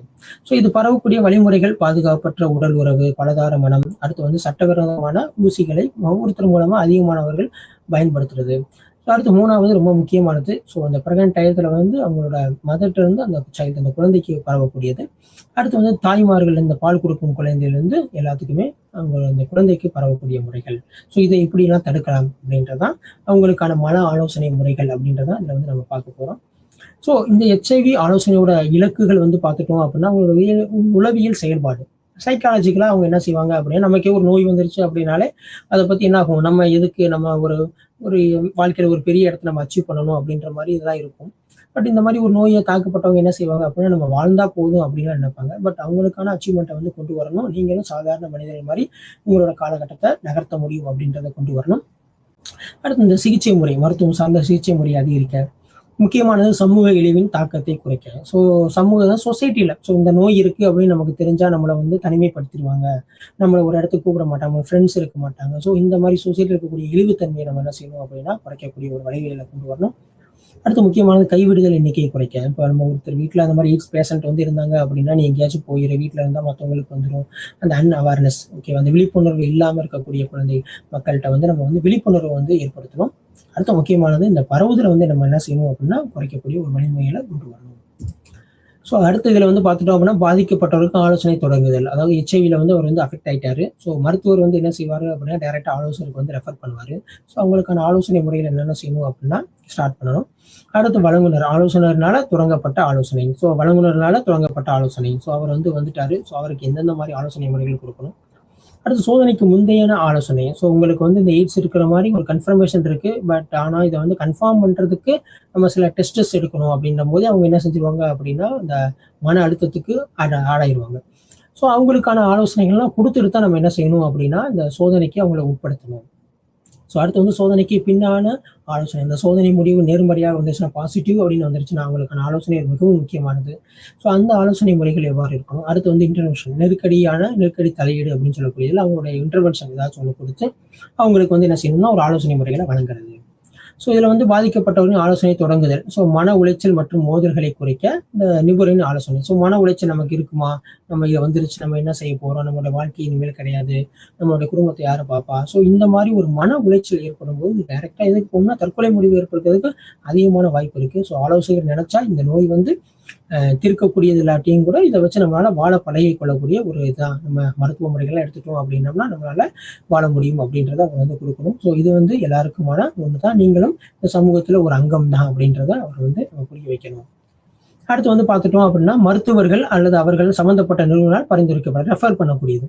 ஸோ உங்களுக்கு வந்து கவுன்சிலிங்ஸ் கொடுங்க அப்படின்னு சொல்லிட்டு. ஸோ இதெல்லாம் வந்து பரிசோதனை பற்றி இப்போ வந்து இந்த டெஸ்ட் எடுக்க போகிறோம் அப்படின்னு இது வந்து எதிர்மறையான ஒரு நம்பிக்கை. ஸோ இது வந்து எனக்கு அதெல்லாம் இருக்காது, அதெல்லாம் எடுக்காதீங்க. ஸோ அந்த மாதிரிலாம் இருக்கும்போது நம்ம என்ன செய்யணும், உங்களுக்கு வந்து ஒரு கவுன்சிலிங் கொடுத்துட்டு அந்த செஷனை கொடுத்துட்டு ஸோ அதுக்கப்புறம் இந்த ட்ரீட்மெண்ட்டுக்கு ஃபுல்லாமே போகக்கூடியது. ஓகே. ஸோ இந்த நேர்மறையான மனநிலையை ஆலோசனை வழங்குதல். அடுத்து வந்து சோதனைக்கு முந்தைய ஆலோசனை. ஸோ இந்த சோதனையை பொறுத்தளவுக்கு வந்து பார்த்துட்டோம் அப்படின்னம்னா, ஸோ நடைமுறைக்கு முன்பு இந்த பரவும் நோய்கள் ஓகேவா? ஸோ இதை பற்றி அவரை பற்றி ஒரு எக்ஸ்பிளைன் கொடுக்கணும். அடுத்து இந்த சோதனையை செய்யலாமா வேண்டாமா என்பது குறித்து தகவல் இருந்து முடிவெடுக்கக்கூடியது. ஸோ இந்த சோதனை இந்த HIV சோதனை நீங்கள் எடுத்துக்கலாம் வேணாம் அப்படின்றது எல்லாமே அவங்களுக்கான ஒரு மன ஆரோக்கியத்தை கொடுத்து ஓகே ஒரு தைரியத்தை கொடுத்து நம்ம உள்ளே கொண்டு போவோம். அடுத்து இந்த சோதனைக்கு பின்பான ஆலோசனை. ஸோ இந்த முறையில் வந்து பார்த்துட்டோம் அப்படின்னா பாதிக்கப்பட்டவரோட ரகசியத்தன்மைன்றது ரொம்ப ரொம்ப முக்கியம். ஸோ ஆலோசகருக்கு நம்ம முன்னாடியே பார்த்தோம் நிறுவன உளவியல் அப்படின்லாம் பார்த்துட்டோம் அப்படின்னம்னா அதில் டிஸ்கஸ் பண்ண ஒருத்தரை பற்றி டீட்டெயில்ஸ் ஃபுல்லாக டேட்டா இன்ஃபர்மேஷன் ஃபுல்லாமே அந்த ஆலோசகருக்கு தெரியும். ஸோ அதோட ரகசியத்தன்மைன்றது ரொம்ப ரொம்ப முக்கியம். ஸோ அதை பாதுகாக்கணும். ஸோ அடுத்து HIV சோதனை பாதிக்கப்பட்டவருக்கு அதுக்கான அடுத்து என்னென்ன செய்முறைகள்லாம் பண்ணணும் அப்படின்றத பற்றியும் அவருக்கு வந்து கொடுக்கணும் அப்படின்றத சோதனைக்கு பிந்தைய ஆலோசனைகள்.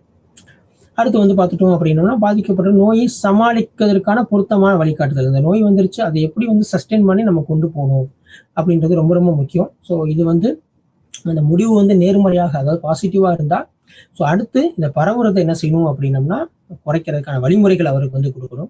ஸோ அதனால அவருக்கு உளவியல் ஏற்படக்கூடிய தாக்கங்கள் ஸோ வந்து HIV இருக்குது அப்படின்றத அவர் வந்து நினைக்க ஆரம்பிச்சிட்டாங்க அப்படின்னம்னா அது நிகழ்காலமாக இருந்தாலும் சரி எதிர்கால தாக்கங்கள் ரொம்ப ரொம்ப அதிகமாக இருக்கும். அது வந்து ஒரு நேர்மறையான எண்ணத்தில் நம்ம என்ன செய்யணும் அப்படின்னா கொண்டு வரணும். ஸோ அடுத்து வந்து பார்த்துட்டோம் அப்படின்னா ஸோ இது ஒரு குறுகிய காலத்தில் இந்த இன்டர்வென்ஷன் அப்படின்னு சொல்லக்கூடியது வந்து பார்த்துட்டோம் அப்படின்னா நெருக்கடி அப்படின்னு சொல்லக்கூடிய உடல் உளவியல் பிரச்சனைகள்ல இதில் 3மே உள்ள வந்து என்ன செய்யும் அப்படின்னா அடங்கக்கூடியது. ஸோ எதிர்கால பிரச்சனைகள் ஏற்படக்கூடியதான் சமாளிக்க இது வந்து யூஸ்ஃபுல்லாக இருக்கும் அப்படின்னு சொல்லக்கூடியது.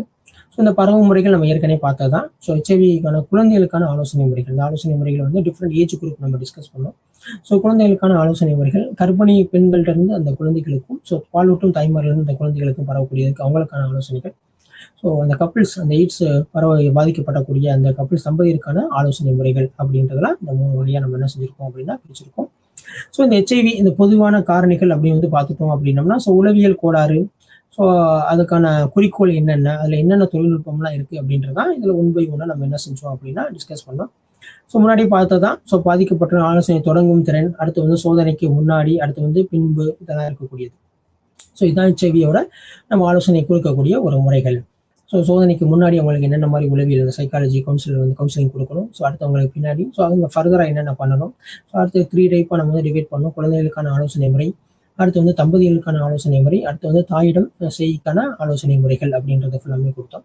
அடுத்து வந்து தீவிர நோய் உடல்நலமின்மை அவங்களுக்கான ஆலோசனை முறைகள் ஒரு புற்றுநோய் பாதிக்கப்பட்டவர் ஸோ ஒரு டயாலிசிஸ் இருக்கக்கூடியவங்களுக்கு அவங்களுக்கு வந்து பார்த்துட்டோம் அப்படின்னா இந்த ட்ரீட்மெண்ட்லாம் எடுக்கும்போது அவங்களுக்கான மன உளைச்சல் அப்படின்றது ரொம்ப ரொம்ப அதிகமாக இருக்கும். ஸோ நலையின்மை என்பது ஸோ நம்மளுடைய ஆயுள் காலத்தை வந்து சில மாதங்களோ சில வருடங்களோ குறைக்கக்கூடியது. ஸோ இந்த நோய் இருக்குது அப்படின்றத நம்ம வந்து டாக்டர்ஸ் வந்து உடனே ஷேர் பண்ண மாட்டாங்க. ஸோ அப்படி பண்ணும்போது ரொம்ப ஒரு அதிர்ச்சிகரமான ஒரு எக்ஸ்பீரியன்ஸ் அது வந்து இருக்கும்.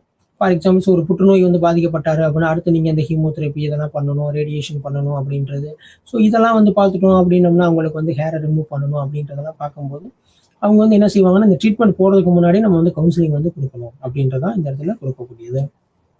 ஸோ அடுத்து வந்து பார்த்துட்டோம் அப்படின்னா இந்த மாடல்ஸ் நம்ம டிஸ்கஸ் பண்ணும்போது ரஷ் 1969 அவரோட படிமம் வந்து பார்த்துட்டோம்னா மறுப்பு கோபம் பேரபேஸ்ட் அல்லது மனச்சோர்வு ஏற்றுக்கொள்ளுதல். ஸோ ஃபர்ஸ்ட் வந்து அக்செப்ட் பண்ண மாட்டாங்க அதுக்கான கோபங்கள் அதிகமாக இருக்கும். ஸோ மனச்சோர்வு அதை ஏற்றுக்கிட்டு தான் ஆகணும் அப்படின்றது ஃபுல்லாமே இதில் கொடுக்குறாங்க. அடுத்து தீவிர நோய்வாய்ப்பட்ட நோயாளியின் ஆலோசனையின் இலக்கை பொறுத்தளவுக்கு என்ன இருக்கும் அப்படின்னு வந்து பார்த்துட்டோம் அப்படின்னா நோய் அதனுடன் தொடர்புடைய உளவியல் அந்த பிரச்சனைகள் ஃபுல்லாமே நம்ம என்ன செய்யணும் அப்படின்னா ஆலோசனை கொடுக்கணும். ஸோ உணர்ச்சி அந்த இதை ஃபுல்லாமே எமோஷனல் ஃபுல்லாமே எப்படி வந்து நிர்வகிக்கிறது அட்மிட் கொடுக்கக்கூடியது அதை எப்படி பேணணும் அப்படின்ற மாதிரி அவங்களுக்கான ஆலோசனை முறைகள் ஃபுல்லாமே கொடுக்கணும். அடுத்து வந்து பார்த்துட்டோம் அப்படின்னா அவங்களுடைய வாழ்க்கையை வந்து நேர்மறையான அம்சங்களில் வந்து கவனம் செலுத்தணும். ஏன்னா இந்த நோய் வந்துருச்சு அப்படின்னு சொல்லிட்டு அந்த நோயை வச்சு என்ன செஞ்சிடக்கூடாது அப்படின்னா அவர் யோசிச்சிட்டே இருக்கக்கூடாது. ஓகேவா? ஸோ அந்த நோயிலே வந்து அவர் கான்சன்ட்ரேஷன் பண்ணாமல் அடுத்து நம்ம என்ன பண்ணலாம் அப்படின்றதுக்கு நம்ம என்ன செய்யணும் அப்படின்னா கொண்டு வரக்கூடிய ஒரு வழிமுறைகள் என்ன செய்யணும் அப்படின்னா அவரை வழிவகைப்படுத்தணும்.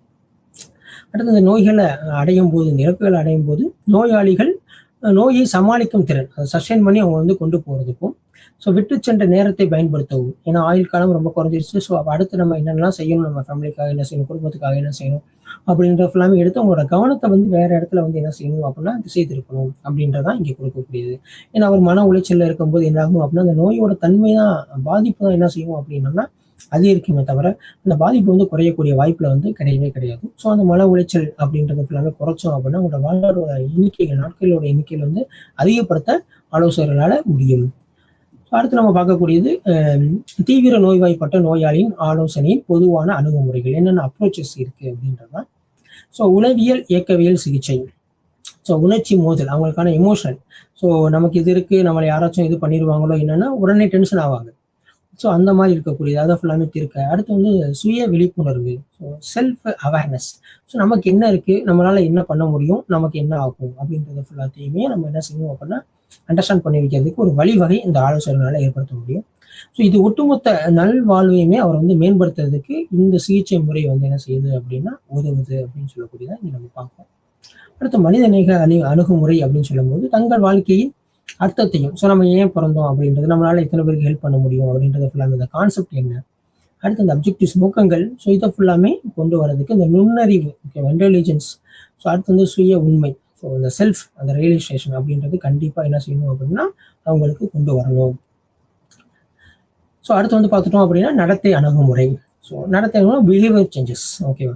ஸோ இதில் வந்து பார்த்துட்டோம் அப்படின்னா நடத்தைகளின் மீது கட்டுப்பாட்டை பெற முடியுது. வெளிப்படையான மற்றும் மறைவான நடத்தை இரண்டிலுமே கவனம் செலுத்தப்படுகிறது. ஏன்னா ஒரு ஆலோசகரை நம்ம என்ன செய்யணும் அப்படின்னா வெளிப்படையான நடத்தம், அடுத்து வந்து மறைமுகமான நடத்தை, அதாவது பிஹேவியர் சேஞ்சஸ். ஸோ இது ரெண்டுலையுமே என்ன செய்யணும் அப்படின்னா அட்டென்ஷன் கொடுக்கணும் அது கவுன்சிலரா. ஸோ இது பதட்டம், பயம், ஸோ மற்றும் துயரத்தை குறைக்க உதவும்.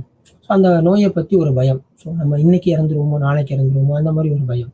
ஸோ அந்த பதட்டம், நம்மளால எதுவுமே பண்ண முடியலையே, நம்ம எப்படி போயிட்டோமே அப்படின்ற மாதிரி ஒன்று இருக்கும். ஸோ இதை ஃபுல்லாமே அதை குறைக்கிறதுக்கு இந்த நடத்தை அணுகுமுறை சிகிச்சை அப்படின்றது ரொம்ப உதவியாக இருக்கும். அடுத்து வந்து குடும்ப அணுகுமுறை, அந்த ஃபேமிலியில் இருக்கக்கூடியது. ஸோ அவங்களுக்கு உடல்நிலை வந்து சரியில்லாத நேரத்தில் அவங்களுக்கான முதல் தூணை வந்து பார்த்துட்டோம் அப்படின்னா அவங்களோட குடும்பம் தான். ஸோ அவங்களோட சப்போர்ட் இருந்துச்சு அப்படின்னா அந்த நோயை கூட எதிர்த்து வாழக்கூடிய தன்மைக்கு என்ன செய்யலாம் அப்படின்னா அந்த பாதிக்கப்பட்டவர் வந்து கொண்டு வரதுக்கான வாய்ப்பு வந்து அதிகமாக இருக்குது. ஸோ அந்த குடும்பம் அப்படின்றது ரொம்ப சப்போர்ட்டாக இருந்துச்சுன்னா நல்லா இருக்கும். பட் அது வந்து சரியில்லாத இருக்கும்போது அவர்களின் குடும்பத்தினால் நேசிக்கப்பட வேண்டும். அதாவது சரியில்லாமல் இல்லாமல் அவங்க வந்து இந்த நோய் வந்துச்சுன்னா அவங்களை ஐசோலேட் பண்ணாமல் அவங்கள வந்து என்ன செய்யணும் அப்படின்னா நம்மள ஒருத்தர் மாதிரி உள்ளே கொண்டு வந்தோம் அப்படின்னா அவருக்கான மனநலமும் உடல்நலமும் முன்னேற்றம் அடைய வாய்ப்புகள் அதிகமாக இருக்குது. அது ஆலோசனை வழங்குவதன் மூலமாக வழிவகை செய்யலாம். ஸோ அடுத்து இது வந்து பார்த்துட்டோம் அப்படின்னா இந்த 14 வந்து முடிந்தது. ஸோ இதில் வந்து நம்ம முதியோருக்கான உளவியல் பார்த்தோம். அடுத்து வந்து HIV பாதிக்கப்பட்டவருக்கான உளவியல், அதுக்கான அணுகுமுறை, அறிவுரை பகுதல் அப்படின்லாம் டிஸ்கஸ் பண்ணோம். அடுத்து வந்து பாடத்தலைப்பு 15 இந்தியாவின் ஆலோசனையின் அணுகுமுறைகள். ஸோ இப்போ இருக்கக்கூடிய நம்ம இந்தியாவில் என்னென்ன இதெல்லாம் இருக்குது, அவங்களுக்கான அப்ரோச்சஸ் என்னென்ன அப்படின்றதெல்லாம் இதில் வந்து நம்ம என்ன செய்ய போகிறோம் அப்படின்னா டிஸ்கஸ் பண்ண போகிறோம். ஸோ பண்டைய இந்தியாவை பொறுத்தளவுக்கு இந்த ஆலோசனை முறைகள் அப்படின்னு சொல்லக்கூடியது ஸோ வெவ்வேறு அணுகுமுறையில் உள்ளன. இந்த அணுகுமுறையில் மனிதர்களின் முழுமையான அம்சங்களின் முக்கியத்துவத்தை வலியுறுத்துகிறது. ஸோ இதுக்கெல்லாம் வந்து கார்லேட் ஆயிருக்கு அப்படின்னா மனம், உடல் மற்றும் ஆன்மா. ஸோ அந்த சோல் அப்படின்னு சொல்லக்கூடியதுல ஸோ உடல், ஆன்மா இதுக்கு இடையில ஒரு சமநிலை. ஓகே, முக்கியமானது என்ன அப்படின்னா ஒரு சமநிலை, யூக்லிபிரியத்தை வந்து என்ன செய்யுது அப்படின்னா இங்கே கொண்டு வருது. ஸோ இதில் வந்து நம்ம என்ன செய்யணும் அப்படின்னா கவனத்தை செலுத்துகிறோம். ஒரு கான்சன்ட்ரேஷன், ஒரு அட்டென்ஷன் அப்படின்றது இங்கே கொடுக்கக்கூடியதுல வரக்கூடியது. ஸோ இங்கே வந்து பார்த்துட்டோம் அப்படின்னா ஸோ இதனால உள்நாட்டு அணுகுமுறைகள், இதில் வந்து ஒருங்கிணைந்த அணுகுமுறைகள் அப்படின்றத பார்க்க போகிறோம். ஸோ இது ஒரு நபர் அவரது எண்ணங்கள், உடல் மற்றும் ஆன்மா ஆகியவற்றால் ஆனது. ஏன்னா நம்ம ஒரு எண்ணங்கள், ஒரு எண்ணத்தை நம்ம வெளிப்படுத்துகிறோம், ஒரு எமோஷனல் அதெல்லாம் வந்து நம்ம வெளிப்படுத்துகிறோம் அப்படின்னா இது நம்ம உடல், ஆன்மா ஆகியவற்றோடு சம்மந்தப்பட்டது. ஸோ மேற்கத்திய கோட்பாடுகள் இதெல்லாம் இல்லாமல், அதாவது அவரை மாத்திரமா அவர் உடல் சார்ந்த மனம் சார்ந்தது மாத்திரம் பார்க்காம நம்மளோட இந்திய அணுகுமுறையை பொறுத்தளவு வாழ்க்கையின் வெவ்வேறு பகுதிகள் எவ்வாறு இணைக்கப்பட்டது என்பதை பார்க்கிறது. ஸோ இந்த காரணத்துக்காண்டி நீங்க வந்திருக்கீங்க, இந்த பிரச்சனைக்காண்டி வந்திருக்கீங்க அப்படின்னா இந்திய அணுகுமுறையில வந்து பார்த்துட்டோம் அப்படின்னா ஒரு வாழ்க்கை முறையில் எல்லாத்தையுமே நம்ம வந்து அனலைஸ் பண்ணணும். ஸ்டார்டிங் ஃப்ரம் பிரெத்ல இருந்து ஆரம்பிச்சு எல்லாத்துலேயும் அணுகுமுறைகள் எவ்வாறு இருக்கும் அப்படின்றதெல்லாம் நம்ம வந்து உள்ள வந்து எடுத்துக்கணும் அப்படின்றதான் இதில் டிஸ்கஸ் பண்றாங்க. இதுல அணுகுமுறைகள் வந்து பார்த்துட்டோம் அப்படின்னா யோகா மற்றும் தியானம். ஸோ யோகா முறைகள் இதெல்லாம் வந்து ஆலோசனை முறையில் ஏற்படக்கூடிய நன்மைகள். ஸோ யோகா பண்றோம், மனதை வந்து ஒருநிலைப்படுத்தி நம்ம வந்து தியானம், யோகா இதெல்லாம் செய்யும்போது தன்னை பற்றி அதிகமாக அறியக்கூடிய ஒரு வாய்ப்பு இருக்கு. இது மூலமா எண்ணங்கள், உணர்வுகள் மற்றும் உடல் உணர்வுகள் அதிக தொடர்பு கொள்ள முடிகிறது. அடுத்து வந்து பார்த்துட்டோம் அப்படின்னம்னா ஆரோக்கியமான மனப்பான்மை, இதான் ரொம்ப முக்கியம், அந்த ஆட்டிடியூட். அடுத்து வந்து அந்த பிஹேவியர், நடத்தையை வளர்த்து கொள்ளவும், அடுத்து மன அழுத்தம், அந்த பதட்டத்தை குறைக்கவும் இதெல்லாம் வந்து என்ன இருக்கு அப்படின்னா இந்த யோகா மற்றும் தியானம் அப்படின்னு சொல்லக்கூடியது இந்த ஆலோசனை முறைகள்ல உதவிகரமா இருக்கு அப்படின்னு சொல்றாங்க. ஸோ ஏன் அப்படி வந்து பார்த்துட்டோம் அப்படின்னா நம்ம வந்து மனதை வந்து ஒருநிலைப்படுத்தும் போது நம்மளுக்கான அந்த ஆரோக்கியமான மனப்பான்மை வந்து வளரக்கூடியது, நடத்தை மாற்றம் அது வந்து வளர்க்கக்கூடிய ஒரு வாய்ப்புல வந்து இருக்கு அப்படின்றதான் இந்த ஆலோசனை முறை, யோகா மற்றும் தியான ஆலோசனை முறையில் நம்ம என்ன செய்யறோம் அப்படின்னா பார்க்கணும். ஸோ அடுத்து வந்து பார்த்துட்டோம் அப்படின்னா ஆயுர்வேதம். ஸோ இது நம்ம இந்தியாவோட பழமையான முறைகளில் இருக்கக்கூடிய ஒரு மருத்துவ முறை. இது நம்ம ஆலோசனை அணுகுமுறையில் எவ்வாறு பயன்படுது அப்படின்றது தான் இதில் வந்து பார்க்குறோம். ஸோ ஆலோசனை என்பது ஒவ்வொருவரும் நபரும் தனித்துவமானது. ஓகே, ஆயுர்வேதம் பொறுத்தளவுக்கு வந்து ஒவ்வொருத்தருக்கும் ஒவ்வொரு இண்டிவிஜுவல் ட்ரீட்மெண்ட் வந்து கொடுக்கணும். ஸோ இது வந்து உள்ளார்ந்த இயல்பை வந்து தீர்மானிக்கிறது. அடுத்து வந்து பார்த்துட்டோம் அப்படின்னா அந்த ஆயுர்வேதம் வந்து சில நோய்களுக்கான வாய்ப்பை கணிக்க உதவுகிறது. இந்த நோய் வந்து இந்த மாதிரி ஒரு சுச்சுவேஷன்ல இருந்துச்சுன்னா ஃபியூச்சர்ல இந்த டிசீஸ்லாம் வரதுக்கான வாய்ப்புகள் இருக்கு. ஸோ அதை எவ்வாறு குறைக்கலாம் அப்படின்றது ஃபுல்லாமே இந்த ஆயுர்வேதத்தில் வரக்கூடியது. ஸோ இது மனநலத்துக்கும் பொருந்தும். அடுத்து வேதாந்த ஆலோசனை முறைகள். ஸோ இந்த ஆலோசனை முறைகள் மக்களுக்கான நேர்மறையான கண்ணோட்டத்தையும் கொண்டிருக்கிறது. ஸோ இது இல்லாத போது, இந்த வேதாந்த ஆலோசனைகள் இந்த நேர்மறையான கண்ணோட்டம் இல்லாத போது அவங்களுக்கான பிரச்சனைகளுக்கு என்ன செய்யும் அப்படின்னா வழிவகுக்கும். இந்த வேதாந்த ஆலோசனை முறைகளை பொறுத்தளவுக்கு தனிநபருடைய சுய விழிப்புணர்வு மற்றும் சுய உணர்வு இதெல்லாம் பெறுறதுக்கு என்ன செய்யுது அப்படின்னா ஒரு ஹெல்ப்ஃபுல்லா இருக்கு அப்படின்றது இங்க சொல்றாங்க. ஸோ செல்ஃப் அவேர்னஸ் அதை வந்து இது வந்து என்ன செய்யுது அப்படின்னா ஜென்ரேட் பண்ணுது அப்படின்னு சொல்றாங்க. அடுத்து வந்து பார்த்துட்டோம் அப்படின்னா அவங்களோட அறியாமையை ஃபுல்லாமே அகற்றி ஸோ உண்மையான சுய விழிப்புணர்வு அவங்கள பற்றியான ஒரு முழுமையான புரிதல் அதை வந்து என்ன செய்யுது அப்படின்னா மீட் எடுக்குது. அப்போ என்ன ஆகுதுன்னா உள்ள இன்பில்டாகவே இருக்கு. ஸோ அதை மீட் எடுப்பதே இந்த வேதாந்தா ஆலோசனையின் முக்கியமான நோக்கமாகும். ஸோ நம்ம வேற ஆலோசனை முறைகள்லாம் பார்த்தோம். நம்ம இந்தியாவில் இருக்கக்கூடிய ஆலோசனை முறைகளில் பழமையான ஆலோசனை முறைகளில் யோகா, அடுத்து வந்து வேதாந்த ஆலோசனை முறைகள், அடுத்து நம்ம முதல் பார்த்த மாதிரி ஆயுர்வேதம். ஸோ இது ஃபுல்லாமே மருத்துவ முறைகளையும் பிளஸ் நம்மளோட ஆலோசனை முறைகளும் எவ்வாறு பயன்படுத்துது அப்படின்னு சொல்லிட்டு பார்த்தோம். அடுத்து மிக முக்கியமானது குரு சிஷ்யன் உறவு. ஸோ நம்ம குருகுலா எஜுகேஷன்ஸ் நம்ம பார்த்துருப்போம். ஸோ குருகுல கல்வி முறைகள் அப்படின்னு சொல்லிட்டு இந்தியாவின் பழமையான கல்வி முறைகள் ஒன்று. ஓகே, ஸோ இந்த பொறுத்தளவுக்கு வந்து ஒரு குரு அப்படின்னு எடுத்துட்டோம் அப்படின்னா குரு வந்து பல்வேறு வகைகளில் வந்து என்ன செய்யறாரு அப்படின்னா ஆசிரியர் ஆலோசனை முறைகளை வந்து கொடுக்குறாரு. ஸோ சுய உணர்தல் பாதையில் குறிப்பிடத்தக்க முன்னேற்றம் அடைந்த ஒருவரை மட்டுமே குருவாக கருத முடியும். அதாவது சுய உணர்தல், தன்னை தானே உணர்ந்து ஓகேவா. ஸோ அடுத்தவங்களுக்கு அதை கொடுக்கும்போது அவங்க தான் வந்து குரு அப்படின்னு சொல்லக்கூடியது. இந்த குருவிற்கும் சிஷ்யருக்கும் மாணவருக்கான உள்ள உறவு வந்து சார்ந்ததாக இருக்கக்கூடாது, டிபெண்டா இருக்கக்கூடாது. ஓகேவா. ஸோ இண்டிபெண்டா இருக்கணும் அப்படின்றதான் இங்க வந்து கொடுக்குறாங்க. ஸோ அடுத்து வந்து வாழ்க்கையான உண்மையான அர்த்தத்தை அறியக்கூடியது, குரு மூலமா அந்த ஞானம் கிடைக்கிறது, தீட்சை கிடைக்கக்கூடியது அப்படின்னு சொல்லக்கூடியது. ஸோ இது வந்து பார்த்துட்டோம் அப்படின்னா அந்த குரு அந்த ஆலோசனை முறைகளை கொடுக்கும்போது மாணவரோட உடல் வளர்ச்சி ஃபுல்லாமே என்ன செய்யுது அப்படின்னா ஒரு நிலையில வந்து அதிகமான முறையில வந்து அது முன்னேற்றம் அடையுது அப்படின்றதான் இதுல நம்ம பார்க்கக்கூடியது. அடுத்து வந்து பார்த்துட்டோம் அப்படின்னா ஒரு தத்துவியல் அரவிந்தோ. ஸோ ஒருங்கிணைந்த உளவியல் அப்படின்னு சொல்லக்கூடியது ஸ்ரீ அரவிந்தோவின் ஒருங்கிணைந்த உளவியல். ஸோ இவர் ஒரு பிலாசபர். ஸோ இவர் வந்து இவங்க கொடுக்கக்கூடிய ஒரு முக்கியமான கருத்து வந்து பார்த்துட்டோம் அப்படின்னா ஆலோசகர் ஏற்கனவே அதே பாதையில் பயணித்த ஒரு நண்பரை போன்று மற்றும் அதே வழியாக செல்லும் நபரை வழிநடத்த முடியும். ஸோ இப்போ ஒருத்தருக்கு ஒரு பிரச்சனை அப்படின்னா அந்த பிரச்சனையை அவர் அனலைஸ் பண்ணி ஸோ அது மூலமா என்ன செய்யணும் அப்படின்னா ஒரு தீர்வை கொடுத்து அடுத்தவங்களை வந்து வழிநடத்த ஒரு பகுதியில கொண்டு வரணும் அப்படின்றத அரவிந்தரோட கருத்து. ஸோ இந்த முறையில வந்து ஆலோசகர் மற்றும் ஆலோசனை பெறுவர் இவருமே வந்து ஒரு தார பரிமாண வளர்ச்சி அடைய முடியும் அப்படின்றத இவர் வந்து உணர்த்துறாரு. அடுத்து வந்து பார்த்துட்டோம் அப்படின்னா ஸோ நம்மளோட அப்கிரேட் இந்தியாவின் ஆலோசனை அணுகுமுறைகளை முன்னோக்கி செல்லும் வழிமுறைகள். ஸோ இதில் முக்கியமாக வந்து பாரம்பரிய இந்திய தத்துவத்தையும் ஸோ முன்னாடி நம்ம பார்த்தோம் இந்த பிலாசபர்ஸ் அவங்களோட தத்துவத்தையும் சிகிச்சை முறைகளையும் ரெண்டையுமே என்ன செய்யணும் அப்படின்னா இணைத்து கொண்டு இதை வந்து நடைமுறைப்படுத்தணும் அப்படின்றதான் இங்கே கொண்டு வராங்க. மனநலம் சார்ந்த பிரச்சனைகள் ஸோ இந்த பழங்குடியினர் இவங்கள ஃபுல்லாமே வந்து இந்திய ஆலோசனை முறையை பயன்படுத்துவதால் பார்த்தோம் அப்படின்னா ஒரு முழுமையான முறையில் தனிநபரின் ஒட்டுமொத்த வளர்ச்சியின் கவனத்தை செலுத்தப்படுகிறது. ஸோ ஹோலா வந்து என்ன செய்யுது அப்படின்னா அட்டென்ஷன் வந்து கொடுக்குது. இது இந்த இந்திய ஆலோசனை அணுகுமுறை அப்படின்றது ஒரு பர்டிகுலர் பார்ட்டை மாத்திரம் இங்க வந்து சொல்லாம எல்லா பார்ட்டையுமே என்ன செய்யுது அப்படின்னா ரெஃபர் பண்ணுது அப்படின்றதா இங்க நம்ம பார்க்கணும். அடுத்து வந்து பார்த்துட்டோம் அப்படின்னம்னா ஒருவருக்கு நம்ம ஆலோசனை ஒரு சிகிச்சை கொடுக்கறதுக்கு முன்னாடி அவங்களோட கல்ச்சர் ஸ்டேட்டஸை வந்து நம்ம என்ன செஞ்சிடணும் அப்படின்னா அண்டர்ஸ்டாண்ட் பண்ணணும். கலாச்சார பின்னணியை அறிந்து கொள்வது மிகவும் அவசியம். ஏன்னா அப்பதான் அவங்க வந்து எந்த இதுல இருந்து வர்றாங்க, எந்த கல்ச்சர்ல இருந்து வராங்க, ஸோ அவங்களுக்கு தகுந்த மாதிரி அவங்க பாதிக்கக்கூடிய எந்தெந்த முறைகள்லாம் இருக்கு, ஸோ அதை எப்படி நம்ம வந்து கொண்டு வரலாம் அப்படின்றது ஃபுல்லாமே வரக்கூடியதான். ஸோ இதுல மிகவும் பயனுள்ளதாக இருக்கும். மேற்கத்திய நாடுகளுடன் ஒப்பிடும்போது இந்திய ஆலோசனை கருத்துக்கள் இணைவதை மக்களை எளிதாக காணலாம். ஸோ ரெண்டையுமே கம்பைன் பண்ணி கொடுத்தோம் அப்படின்னா ஒரு ஆலோசனை முறைகள் வந்து மோர் எஃபெக்டிவா இருக்கும் அப்படின்றதான் இங்க சொல்றாங்க. ஸோ அடுத்து வந்து ஆலோசனை முறைகள்ல பார்க்கும்போது ஒரு மனிதன் வந்து மன அழுத்தம் இதுக்கெல்லாம் பாதிக்கப்படும் போது அவர் வந்து உலகத்தை பார்க்கக்கூடிய ஒரு தன்மை, ஸோ அதை புரிந்து கொள்ளக்கூடிய தன்மை, ஸோ இந்த கலாச்சார நம்பிக்கை இது ஃபுல்லாமே என்ன செய்யும் அவரை டாமினேட் பண்ணும், உள்ள கொண்டு வரும். ஸோ இதான் வந்து உலக கண்ணோட்டம் அப்படின்னு சொல்லக்கூடியது. இன்னைக்கு நம்ம ஒருத்தரை பார்க்குறோம், இன்னைக்கு நம்ம ரோட்ல நடந்து போறோம், நல்லா பீஸ்ஃபுல்லா போயிட்டு ஜாலியா இருக்கும் அப்படின்னா அந்த டே குட் அப்படின்னு நம்ம சொல்லுவோம். அதே இடத்துல வந்து ஒரு தெஃப்ட் ஏதோ நடந்துருச்சு, ரொம்ப இதா இருந்துச்சு, அந்த இடத்துல ஒரு பிரச்சனை நடந்துச்சு அப்படின்னா அந்த இடத்துக்கு நம்ம நடந்து போகும்போது ஒரு பயம் கலந்த ஒரு கவலை, ஒரு பதட்டத்தோட நம்ம போவோம். ஸோ இதான் நம்ம உலகத்தை வந்து பார்க்கக்கூடிய ஒரு கண்ணோட்டம். ஸோ அது எவ்வாறு இருக்கு? பாசிட்டிவா இருந்தா நம்ம எண்ணங்களும் என்ன செய்யும் அப்படின்னா பாசிட்டிவ் நேர்மறையாக இருக்கும். ஸோ அந்த உலக கண்ணோட்டங்கள் எதிர்மறையாக நம்மளோட கண்ணுக்கு காமிக்கப்படும் பொழுது, அதை நம்ம புரிந்து கொள்ளும்போது, இந்த உலகமும் நம்மளோட மனநிலையும் எதிர்மறையாகவே செயல்படும். ஸோ இதோட ஆரோக்கியம், மனநலம், உணர்ச்சி, சமூக தொடர்பு, ஓகேவா, அந்த ரிலேஷன், சொசைட்டி ரிலேஷன் போன்றவை ஃபுல்லாமே இது அனைத்து பகுதியிலையும் என்ன செய்யும் அப்படின்னா பாதிக்கும் அப்படின்றதா இங்கே நம்ம பார்க்கணும்.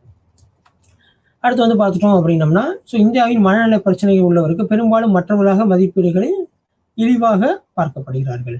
ஸோ இவங்க வந்து ஒரு சைக்காலஜிக்கலா ஒரு பிரச்சனை இருக்கு அப்படின்னா நம்மளோட சொசைட்டியை பொறுத்தளவுக்கு அவங்களை வந்து ஒரு ஐசோலேட் பண்ணி, ஓகேவா, ஸோ கொஞ்சம் தரம் தாழ்த்தி என்ன செய்யறாங்க அப்படின்னம்னா பார்க்கக்கூடிய ஒரு சூழ்நிலை இருக்கு.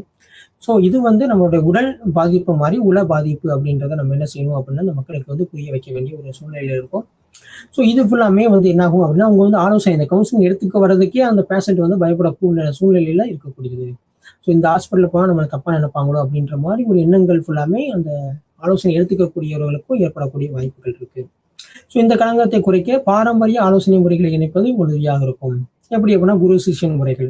ஸோ இங்கே போனோம்னா இருக்கும் ஒரு குரு சிஷ்யன் அப்படின்றது நம்ம ஒருத்தர் ரெஃபரன்ஸ் ஒரு ஆலோசனை கேட்கும்போது, ஸோ அதை நம்ம பார்த்த மாதிரி முதியோர்கள் பார்த்த மாதிரி வயது வந்தவர்கள்ட்ட வந்து நம்ம அனுபவங்கள் மூலமா பல்வேறு ஆலோசனை முறைகளை கேட்டு தெரிஞ்சுக்கலாம் அப்படின்றதான் இங்க இந்தியாவின் ஒரு முக்கிய அணுகுமுறை. அடுத்து வந்து பார்த்துட்டோம் அப்படின்னா இது வந்து பார்த்துட்டோம்னா இந்தியாவின் ஆலோசனை முறைகள் அணுகுமுறைகளை நம்ம பார்த்தோம். ஸோ இதோட தொகுப்பு உரை, அதாவது கன்க்ளூஷன்ஸ் நம்ம என்னென்ன டிஸ்கஸ் பண்ண போறோம் அப்படின்னா இந்த அழகை பொறுத்தளவுக்கு ஆலோசனைக்கான இந்திய அணுகுமுறைகள் அந்த அப்ரோச்சஸ் எல்லாமே உள்ளடக்கியது. பண்டைய இந்திய நூல்களான வேதாந்தம், ஓகேவா, ஸோ இதெல்லாம் வந்து எவ்வாறு ஆலோசனை முறைகளை வழங்குது அப்படின்றத எல்லாத்தையுமே பார்த்தோம். இந்த பழமை இந்திய முறைகளான பகவத்கீதை, கர்மா கோட்பாடு, ஸோ இது ஃபுல்லாமே யோகா, தியானம், ஓகே, வேதாந்த ஆலோசனை முறை, குரு சிஷ்யன் முறை, இதெல்லாம் வந்து இப்ப இருக்க ஆலோசனை முறைகளுக்கு எவ்வாறு உதவி புரிகிறது. மேற்கத்திய கலாச்சாரங்கள்லையும் ஸோ நம்மளுடையதை இணைத்து சொல்லும் போது அதை வந்து மோர் எஃபெக்டிவா, ஓகேவா, அந்த பாதிக்கப்பட்டவருக்கான ஆலோசனை முறைகள் வழங்குவதில் அதிகமான ஒரு முன்னேற்றத்தை ஏற்படுத்தக்கூடிய அளவுக்கு இருக்கு அப்படின்றது ரொம்ப முக்கியமானது. ஸ்ரீ அரவிந்தோவின் ஒருங்கிணைந்த உளவியல், ஓகேவா, ஸோ அந்த அவர் சொன்னோட கருத்து வந்து பார்த்துட்டோம் அப்படின்னா ஒரு ஆலோசகர் வந்து ஏற்கனவே ஒரு போன பாதையில அவர் வந்து நல்லா வெல்வெஸ்டா இருக்கணும். அப்பதான் அவர் வந்து அடுத்தவரை என்ன செய்யணும் அப்படின்னா அந்த பாதையில கூட்டு போகணும். ஸோ அப்ப அந்த பிரச்சனை என்ன செஞ்சிருக்கணும் அப்படின்னா அவர் வந்து அனலைஸ் பண்ணி அவர் வந்து என்ன செஞ்சிருக்கணும் அப்படின்னா இருக்கணும். ஸோ அப்பதான் அவருக்கு அடுத்தவருக்கான ஆலோசனை முறைகளை வழங்க முடியும் அப்படின்றது அவரோட கருத்து. ஸோ இதுல வந்து பார்த்துட்டோம் அப்படின்னா ஒரு தேர்ந்தெடுக்கப்பட்ட அணுகுமுறை அப்படின்றத ஃபுல்லாத்தையுமே இந்த ஏற்றுக்கொள்ள ஃபுல்லாமே இருக்கும் அப்படின்றதான் இங்கே கொடுத்துருக்காங்க. ஸோ இதான் இந்திய ஆலோசனை முறையின் அணுகுமுறைகள் அப்படின்னு சொல்லக்கூடிய கான்செப்ட். ஸோ இன்னைக்கு நம்ம இன்றைய தினம் வந்து நம்ம பள்ளி உளவியலை ஆலோசனை முறைகள் அப்படின்றது நிறைய பார்த்தோம். இதுல வந்து ஃபர்ஸ்ட் நம்ம பார்க்கக்கூடியது இந்த முதியோர்களுக்கான பிரச்சனைகள் அப்படின்னு சொல்லிட்டு பார்த்தோம். ஸோ அவங்களுக்கு ஏற்படக்கூடிய கோளாறுகள், உடல் சார்ந்த கோளாறுகள், இது ஃபுல்லாமே நம்ம டிஸ்கஸ் பண்ணோம். ஸோ இதுல வந்து நம்ம அறிவுரை பகர்தல் அப்படின்னு சொல்லிட்டு பார்த்தோம். இந்த முதுமை, இளம் வயது, 65 வயதுக்கு மேல் அப்படின்றதுனால இந்த முதியவர் அப்படின்ற ஒரு கேட்டகரிக்குள்ள வந்துடுறாங்க. ஸோ உங்களுக்கு ஏற்படக்கூடிய இந்த பிரச்சனைகள், உளவியல் மாற்றங்கள், அது எவ்வாறு மதிப்பீடு செய்தல் அப்படின்றது ஃபுல்லாமே நம்ம என்ன செஞ்சோம் அப்படின்னா இதில் பார்த்தோம். அதுக்கான மதிப்பீடு முறைகளையும் நம்ம உள்ள கொண்டு வந்தோம். ஸோ அதில் முக்கியமாக நம்ம வந்து பார்த்தது என்ன அப்படின்னா அவங்க வந்து ஒருத்தர் டிபெண்ட் பண்ணியே இருக்கக்கூடிய ஒரு சூழ்நிலைக்கு என்ன செய்யறாங்க அப்படின்னா கொண்டு வராங்க. ஸோ ஒருத்தர் சார்ந்து இருக்கக்கூடிய சூழ்நிலையில கொண்டு வராங்க. ஸோ அப்போ என்ன ஆகுது அப்படின்னா அவங்க அறிவாற்றல் செயல்பாடு குறைபாடு, ஓகேவா, ஸோ அப்போ அறிவாற்றல் அப்படின்னா நினைவக இழப்பு அப்படின்றது எல்லாமே வரும். அடுத்து வந்து சொசைட்டில இருந்து ஐசோலேட் பண்ணக்கூடிய ஒரு சூழ்நிலையும் என்ன செய்யறாங்க வராங்க. ஸோ இது மூலமா அவங்களுக்கான மன அழுத்தம் அப்படின்றது ரொம்ப அதிகரிக்குது. ஸோ இந்த இடத்துல வந்து ஆலோசனை முறை வந்து ரொம்ப தேவைப்படுது அப்படின்றதான் இங்க நம்ம டிஸ்கஸ் பண்றோம். ஸோ இதை வந்து ஒரு 2 பகுதிகளாக பிரிச்சிருக்காங்க, உளவியல் மற்றும் உடல் நோய்கள் அப்படின்னு சொல்லிட்டு. உளவியலை பொறுத்தளவுக்கு அவங்களுக்கு ஏற்படக்கூடிய மனசோர்வு, கவலை, பிரச்சனை, தனிமை அப்படின்றது ஃபுல்லாமே இதுல பார்த்தோம். ஸோ உடல் நோய்கள் அப்படின்னு சொல்லும்போது நாள்பட்ட நுரையீரல், ஸோ இது ஃபுல்லாமே உடல் சம்பந்தப்பட்ட நோய்கள்ல வரக்கூடியது. ஸோ இந்த மதிப்பீட்டு முறைகள் சில ஸ்டாண்டர்டைஸ்டு டெஸ்ட் ஃபுல்லாமே நம்ம பார்த்தோம். ஸோ எவ்வாறு பண்ணலாம் அப்படின்னு சொல்லிட்டு. ஸோ இதை பொறுத்தளவுக்கு அந்த இன்டர்வியூ அப்படின்னு நம்ம பார்க்கும்போது interview divide into 3 steps. First one is structured, semi structured, அடுத்து வந்து அன்ஸ்ட்ரக்சர்டு, அதாவது 3 வகையாக அதை பிரிச்சிருக்காங்க. கட்டமைக்கப்பட்ட நேர்காணல், அடுத்து வந்து பகுதியளவு கட்டமைக்கப்பட்ட நேர்காணல், கட்டமைக்கப்படாத நேர்காணல் அப்படின்னு சொல்லிட்டு. இது ஒவ்வொன்றுக்கும் நம்ம ஏற்கனவே நிறைய பார்த்தோம். ஸோ ஒரு ஸ்கிரிப்ட்ல இருந்து அப்படியே விலகாம அந்த கொஸ்டின்ஸையும் நம்ம ரைஸ் பண்ணிட்டு இருக்கிறது அது என்னென்ன இருக்கும்.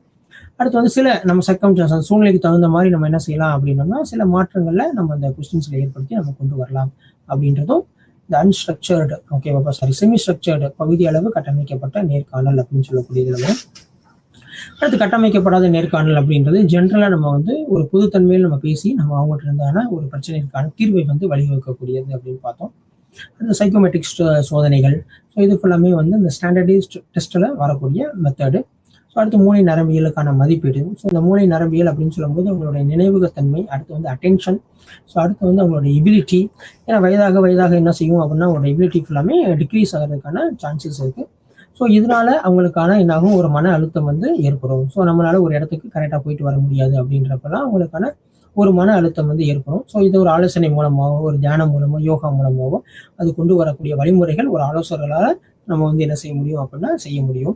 ஸோ அவங்களுக்கு ஏற்படக்கூடிய சிக்கல்களை தீர்த்து வைக்கக்கூடியது. ஸோ இது நம்ம ஏற்கனவே டிஸ்கஸ் பண்ணதான் ஹிஸ்ட்ரி டேக்கிங் இன்டர்வியூ அப்படின்னு சொல்லக்கூடியது. ஸோ அவங்களுக்கான வரலாறு. ஸோ இப்போ முதியவர் நம்ம சொல்லி பார்ப்போம். ஸோ அவங்களோட ஒர்க்கிங் என்ன பேட்டர்ன் பண்ணாங்க, அவங்க ப்ரீவியஸில் எப்படிலாம் இருந்தாங்க அப்படின்றத ஃபுல்லாமே டிஸ்கஸ் பண்ணுறோம். ஸோ அப்படி பண்ணும்போது அவங்களுக்கான ஒரு முழுமையான ஆலோசனை முறையை வந்து நம்ம என்ன செய்ய முடியும் அப்படின்னா கொடுக்க முடியும். ஏன்னா ஆஃப்டர் ரிட்டைர்மெண்ட் அப்படின்னு எடுத்துட்டோம் அப்படின்னா அவங்களோட வாழ்க்கையை வந்து பார்த்துட்டோம் அப்படின்னா நம்ம எதுவுமே இல்லைன்ற மாதிரி வந்துடும். பட் அதுக்கப்புறம் தான் அவங்களோட அனுபவங்கள் தான் நமக்கு ரொம்ப முக்கியம் அப்படின்றதான் இங்கே நம்ம வந்து பார்க்குறோம். ஸோ அடுத்து வந்து அவங்களோட வரலாறு நம்ம ஏற்கனவே பார்த்து இன்டர்வியூ, இதில் நம்ம 3 டிப்ஸ் ஓகேவா டிஸ்கஸ் இல்லையா. கட்டமைக்கப்பட்ட, அடுத்து வந்து பகுதி அளவு கட்டமைக்கப்பட்ட, கட்டமைக்கப்படாத நேர்காணல் அப்படின்னு சொல்லிட்டு பார்த்தோம். சில ஸ்டாண்டர்டைஸ்டு டெஸ்ட் ஓகேவா கொடுத்துருக்காங்க. ஜஸ்ட் அந்த பெஸ்லர் ஓகேவா இன்டெலிஜென்ட் டெஸ்ட், நுண்ணறிவு அளவுகோல், வயது வந்ததற்கான நுண்ணறிவு அளவுகோல், இது ஃபுல்லாமே நம்ம பார்த்தோம். ஸோ இது வந்து பார்த்துட்டோம் அப்படின்னம்னா அவங்களோட முக்கியமான கோல்ஸ் என்ன, இலக்குகள் என்ன அப்படின்னா அறிவாற்றல் வீழ்ச்சி, அதாவது வயதானவர்களுக்கு ஏற்படக்கூடிய பதட்டம், மனசோர்வு, மன அழுத்தம், இதை ஃபுல்லாமே குறைத்து அவங்களுடைய எண்ணங்களை ஃபுல்லாமே நேர்மறையான எண்ணங்கள் ஆக்கக்கூடியதான் அந்த கவுன்சிலர், அந்த ஆலோசகருக்கான முக்கியமான பணி. அதான் ஒரு முதன்மையான இலக்கும் கூட அப்படின்றதான். ஸோ அடுத்து குடும்ப அமைப்பில் ஏற்படக்கூடிய பிரச்சனை, இடம்பெயர்வு. ஸோ ஒரு இடத்துல இருந்து இன்னொரு இடத்துக்கு போகும்போது அவங்களுக்கான ஏற்படக்கூடிய பிஹேவியர் சேஞ்சஸ் இது ஃபுல்லாமே மாறும் அப்படின்னு சொல்லிட்டு நம்ம ஏற்கனவே பார்த்தோம். ஸோ அடுத்து மருத்துவம் சார்ந்த இது ஃபுல்லாமே. ஸோ அது ஃபுல்லாமே நம்ம வந்து இந்த குடும்பத்தில் இருக்கக்கூடியவங்களுக்கு துன்பத்தை ஏற்படுத்தும் மாதிரி அவங்க வந்து என்ன செஞ்சிருவாங்க அப்படின்னா யோசிச்சுவாங்க. ஸோ அது ஃபுல்லாமே என்ன ஆகும் அப்படின்னா அவங்க இந்த முதியோர்களுக்கான மன அழுத்தத்தை வந்து அதிகப்படுத்தும். ஓகே, ஸோ அப்போ என்ன செய்யணும் அப்படின்னா அந்த இது ஃபுல்லாமே பல்வேறு சிக்கல்களை வழிவகுக்கும். சில சந்தர்ப்பங்களில் சில நடத்தைகளை சிக்கலாக மாறலாம். எப்போ சிக்கலாக மாறும் அப்படின்னா ஒரு சமூகத்திலேருந்து அவங்க ஐசோலேட் பண்ணும்போது வீட்டிலே இருக்கும்போது தனியாக பேச ஆரம்பிச்சிருவாங்க. ஸோ அவங்களோட நடத்தை மாற்றங்கள் வந்து அதிகமாக இருக்கும். ஸோ இது ஃபுல்லாமே என்ன ஆகும் அப்படின்னா மற்றவங்களுக்கு பிரச்சனைகள் வந்து ஏற்படுது அப்படின்றது ஃபுல்லாமே அவங்க அனலைஸ் பண்ணாங்கன்னா ஒரு தற்கொலை சார்ந்த ஒரு முடிவுகள், ஒரு எதிர்மறையான முடிவுகள் எடுக்கிறதுக்கான வாய்ப்புகள் வந்து அதிகமாக இருக்குது. ஸோ மருத்துவத்தில் இது ஃபுல்லாமே நம்ம பார்த்தோம். அடுத்தது செஷன் பண்ணக்கூடிய சமாளிக்கும் திறன். ஓகே, இதெல்லாம் இல்லாட்டி கூட நம்ம எப்படி செஷன் பண்ணி இருக்கலாம் அப்படின்றது. ப்ராப்ளம் சால்விங், அடுத்து வந்து டிசிஷன் மேக்கிங். ஓகேவா, டிசிஷன் மேக்கிங்கை பொறுத்தளவுக்கு முக்கியமாக டிஸ்கஸ் பண்ணுறது வந்து அறிவாற்றல், அடுத்து வந்து பர்சனாலிட்டி, அடுத்து வந்து இணைச்சார்பு அப்படின்றது ஃபுல்லாமே இங்கே பண்ணுறாங்க. ஸோ அடுத்து முக்கியமானது இந்த முடிவெடுக்கும் திறனில் தான் உந்துதல் நிலை அப்படின்னு சொல்லக்கூடிய இந்த ஆலோசனை முறைகளில் வந்து தனிப்பட்ட ஆலோசனைகள், அதாவது 1-to-1 கொடுக்கக்கூடியது, குழு ஆலோசனை முறை, அடுத்து வந்து அறிவாற்றல் சிகிச்சை முறை, அடுத்து புதுமை சிகிச்சை முறை அப்படின்னு சொல்லிட்டு. அடுத்து நம்ம பார்த்தது ஹெச்ஐவி. ஸோ ஹெச்ஐவி வந்து ஒரு இதை வந்து தாக்கக்கூடியது அப்படின்னு பார்த்தோம். இதை பற்றி நம்ம டிஸ்கஸ் பண்ணிட்டோம். ஸோ இது மூலமாக நம்ம வந்து பார்க்கக்கூடியது வந்து பார்த்துட்டோம் அப்படின்னா இந்த மாதிரி ஒரு ஸ்பெஷல் பாப்புலேஷன். ஓகே, இந்த ஸ்பெஷல் பாப்புலேஷன் மூலமாக இருக்கக்கூடிய மக்களுக்கு நம்ம எதிர்மறையான எண்ணங்களை இது பண்ணி நீக்கி ஒரு நேர்மறையான எண்ணங்களை நம்ம என்ன செய்யணும் அப்படின்னா முன்னோக்கி கொண்டு போகணும் அப்படின்றதான் இதில் இருக்க முக்கியமான ஒரு அணுகுமுறை அப்படின்னு சொல்லிட்டு. அடுத்து நம்ம பார்த்தது இந்தியாவின் ஆலோசனை அணுகுமுறைகள் அப்படின்னு சொல்லிட்டு பார்த்தோம். இதில் என்னென்ன ஆலோசனை அணுகுமுறைகள் இருக்குது அப்படின்னு பார்த்துட்டோம் அப்படின்னா தியான முறைகள், ஓகேவா, யோகா. ஸோ இது ஃபுல்லாமே வேதாந்த அணுகுமுறை, அடுத்து வந்து குரு சிஷ்ய அணுகுமுறை. இந்த அணுகுமுறையெல்லாம் மேற்கத்திய அணுகுமுறையோட இணைத்து சொல்லும் போது அது வந்து மோர் எஃபெக்டிவாக அந்த கவுன்சிலருக்கான அந்த மன அழுத்தம் இதை ஃபுல்லாமே குறைக்கக்கூடிய ஒரு வழிவகைகள் என்ன செய்யுது அப்படின்னா இருக்குது அப்படின்றத இதை வந்து பார்த்தோம். ஸோ ஓவராலாக இன்னைக்கு அழகு 14 மற்றும் 15 இதை ஃபுல்லாமே நம்ம பார்த்தோம்.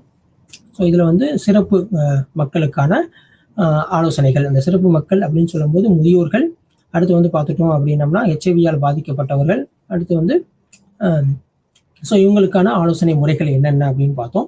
அடுத்து இந்தியாவில் இருக்கக்கூடிய ஆலோசனை அணுகுமுறைகள். ஸோ நம்ம வேதிக் பீரியடில் என்னென்ன ஆலோசனை அணுகுமுறைகள் சொன்னோம், இப்போ கரண்ட் ட்ரெண்டில் என்ன ஆலோசனை அணுகுமுறைகள் இருக்குது, இது ரெண்டையும் இணைத்து கொடுக்கும்பொழுது ஒரு ஆலோசனை பெறுவர்களுடைய வாழ்க்கை முறை, அவங்களோட வாழ்க்கை தரம், இதை ஃபுல்லாத்தையுமே மாற்றக்கூடிய ஒரு நேர்மறையாக மாற்றக்கூடிய ஒரு எண்ணங்களில் வழங்க ஒரு வாய்ப்பு வந்து ரொம்ப அதிகமாக இருக்குது அப்படின்றத இந்த அழகு மூலமாக நம்ம என்ன செஞ்சோம் அப்படின்னா பார்த்தோம். ஸோ ஸ்பெஷல் பாப்புலேஷன்ஸ் கவுன்சிலிங் அப்படின்னு சொல்லக்கூடியது. ஸோ சிறப்பு மக்கள் தேவைக்கான உளவியல் ஆலோசனை அப்படின்னு சொல்லிட்டு இந்த சிறப்பு தேவை ஆறாரெல்லாம் உள்ள வராங்கன்னா முதியோர், HIV பாதிக்கப்பட்டவங்க, அடுத்து வந்து தீராத நோயில் பாதிக்கப்பட்டவர்கள் அப்படின்னு சொல்லிட்டு 3 பிரிவினருக்கும் எந்த மாதிரி ஆலோசனை முறை வழங்கலாம் அப்படின்னு பார்த்தோம். அடுத்து இந்தியாவின் ஆலோசனை முறைகள். ஸோ இந்தியாவின் ஆலோசனை முறைகள் எவ்வாறு இருக்குன்னு பார்த்தோம். ஸோ இது ஃபுல்லாமே தான் இன்னைக்கு செஷன்ல பார்த்தோம். நன்றி, வணக்கம்.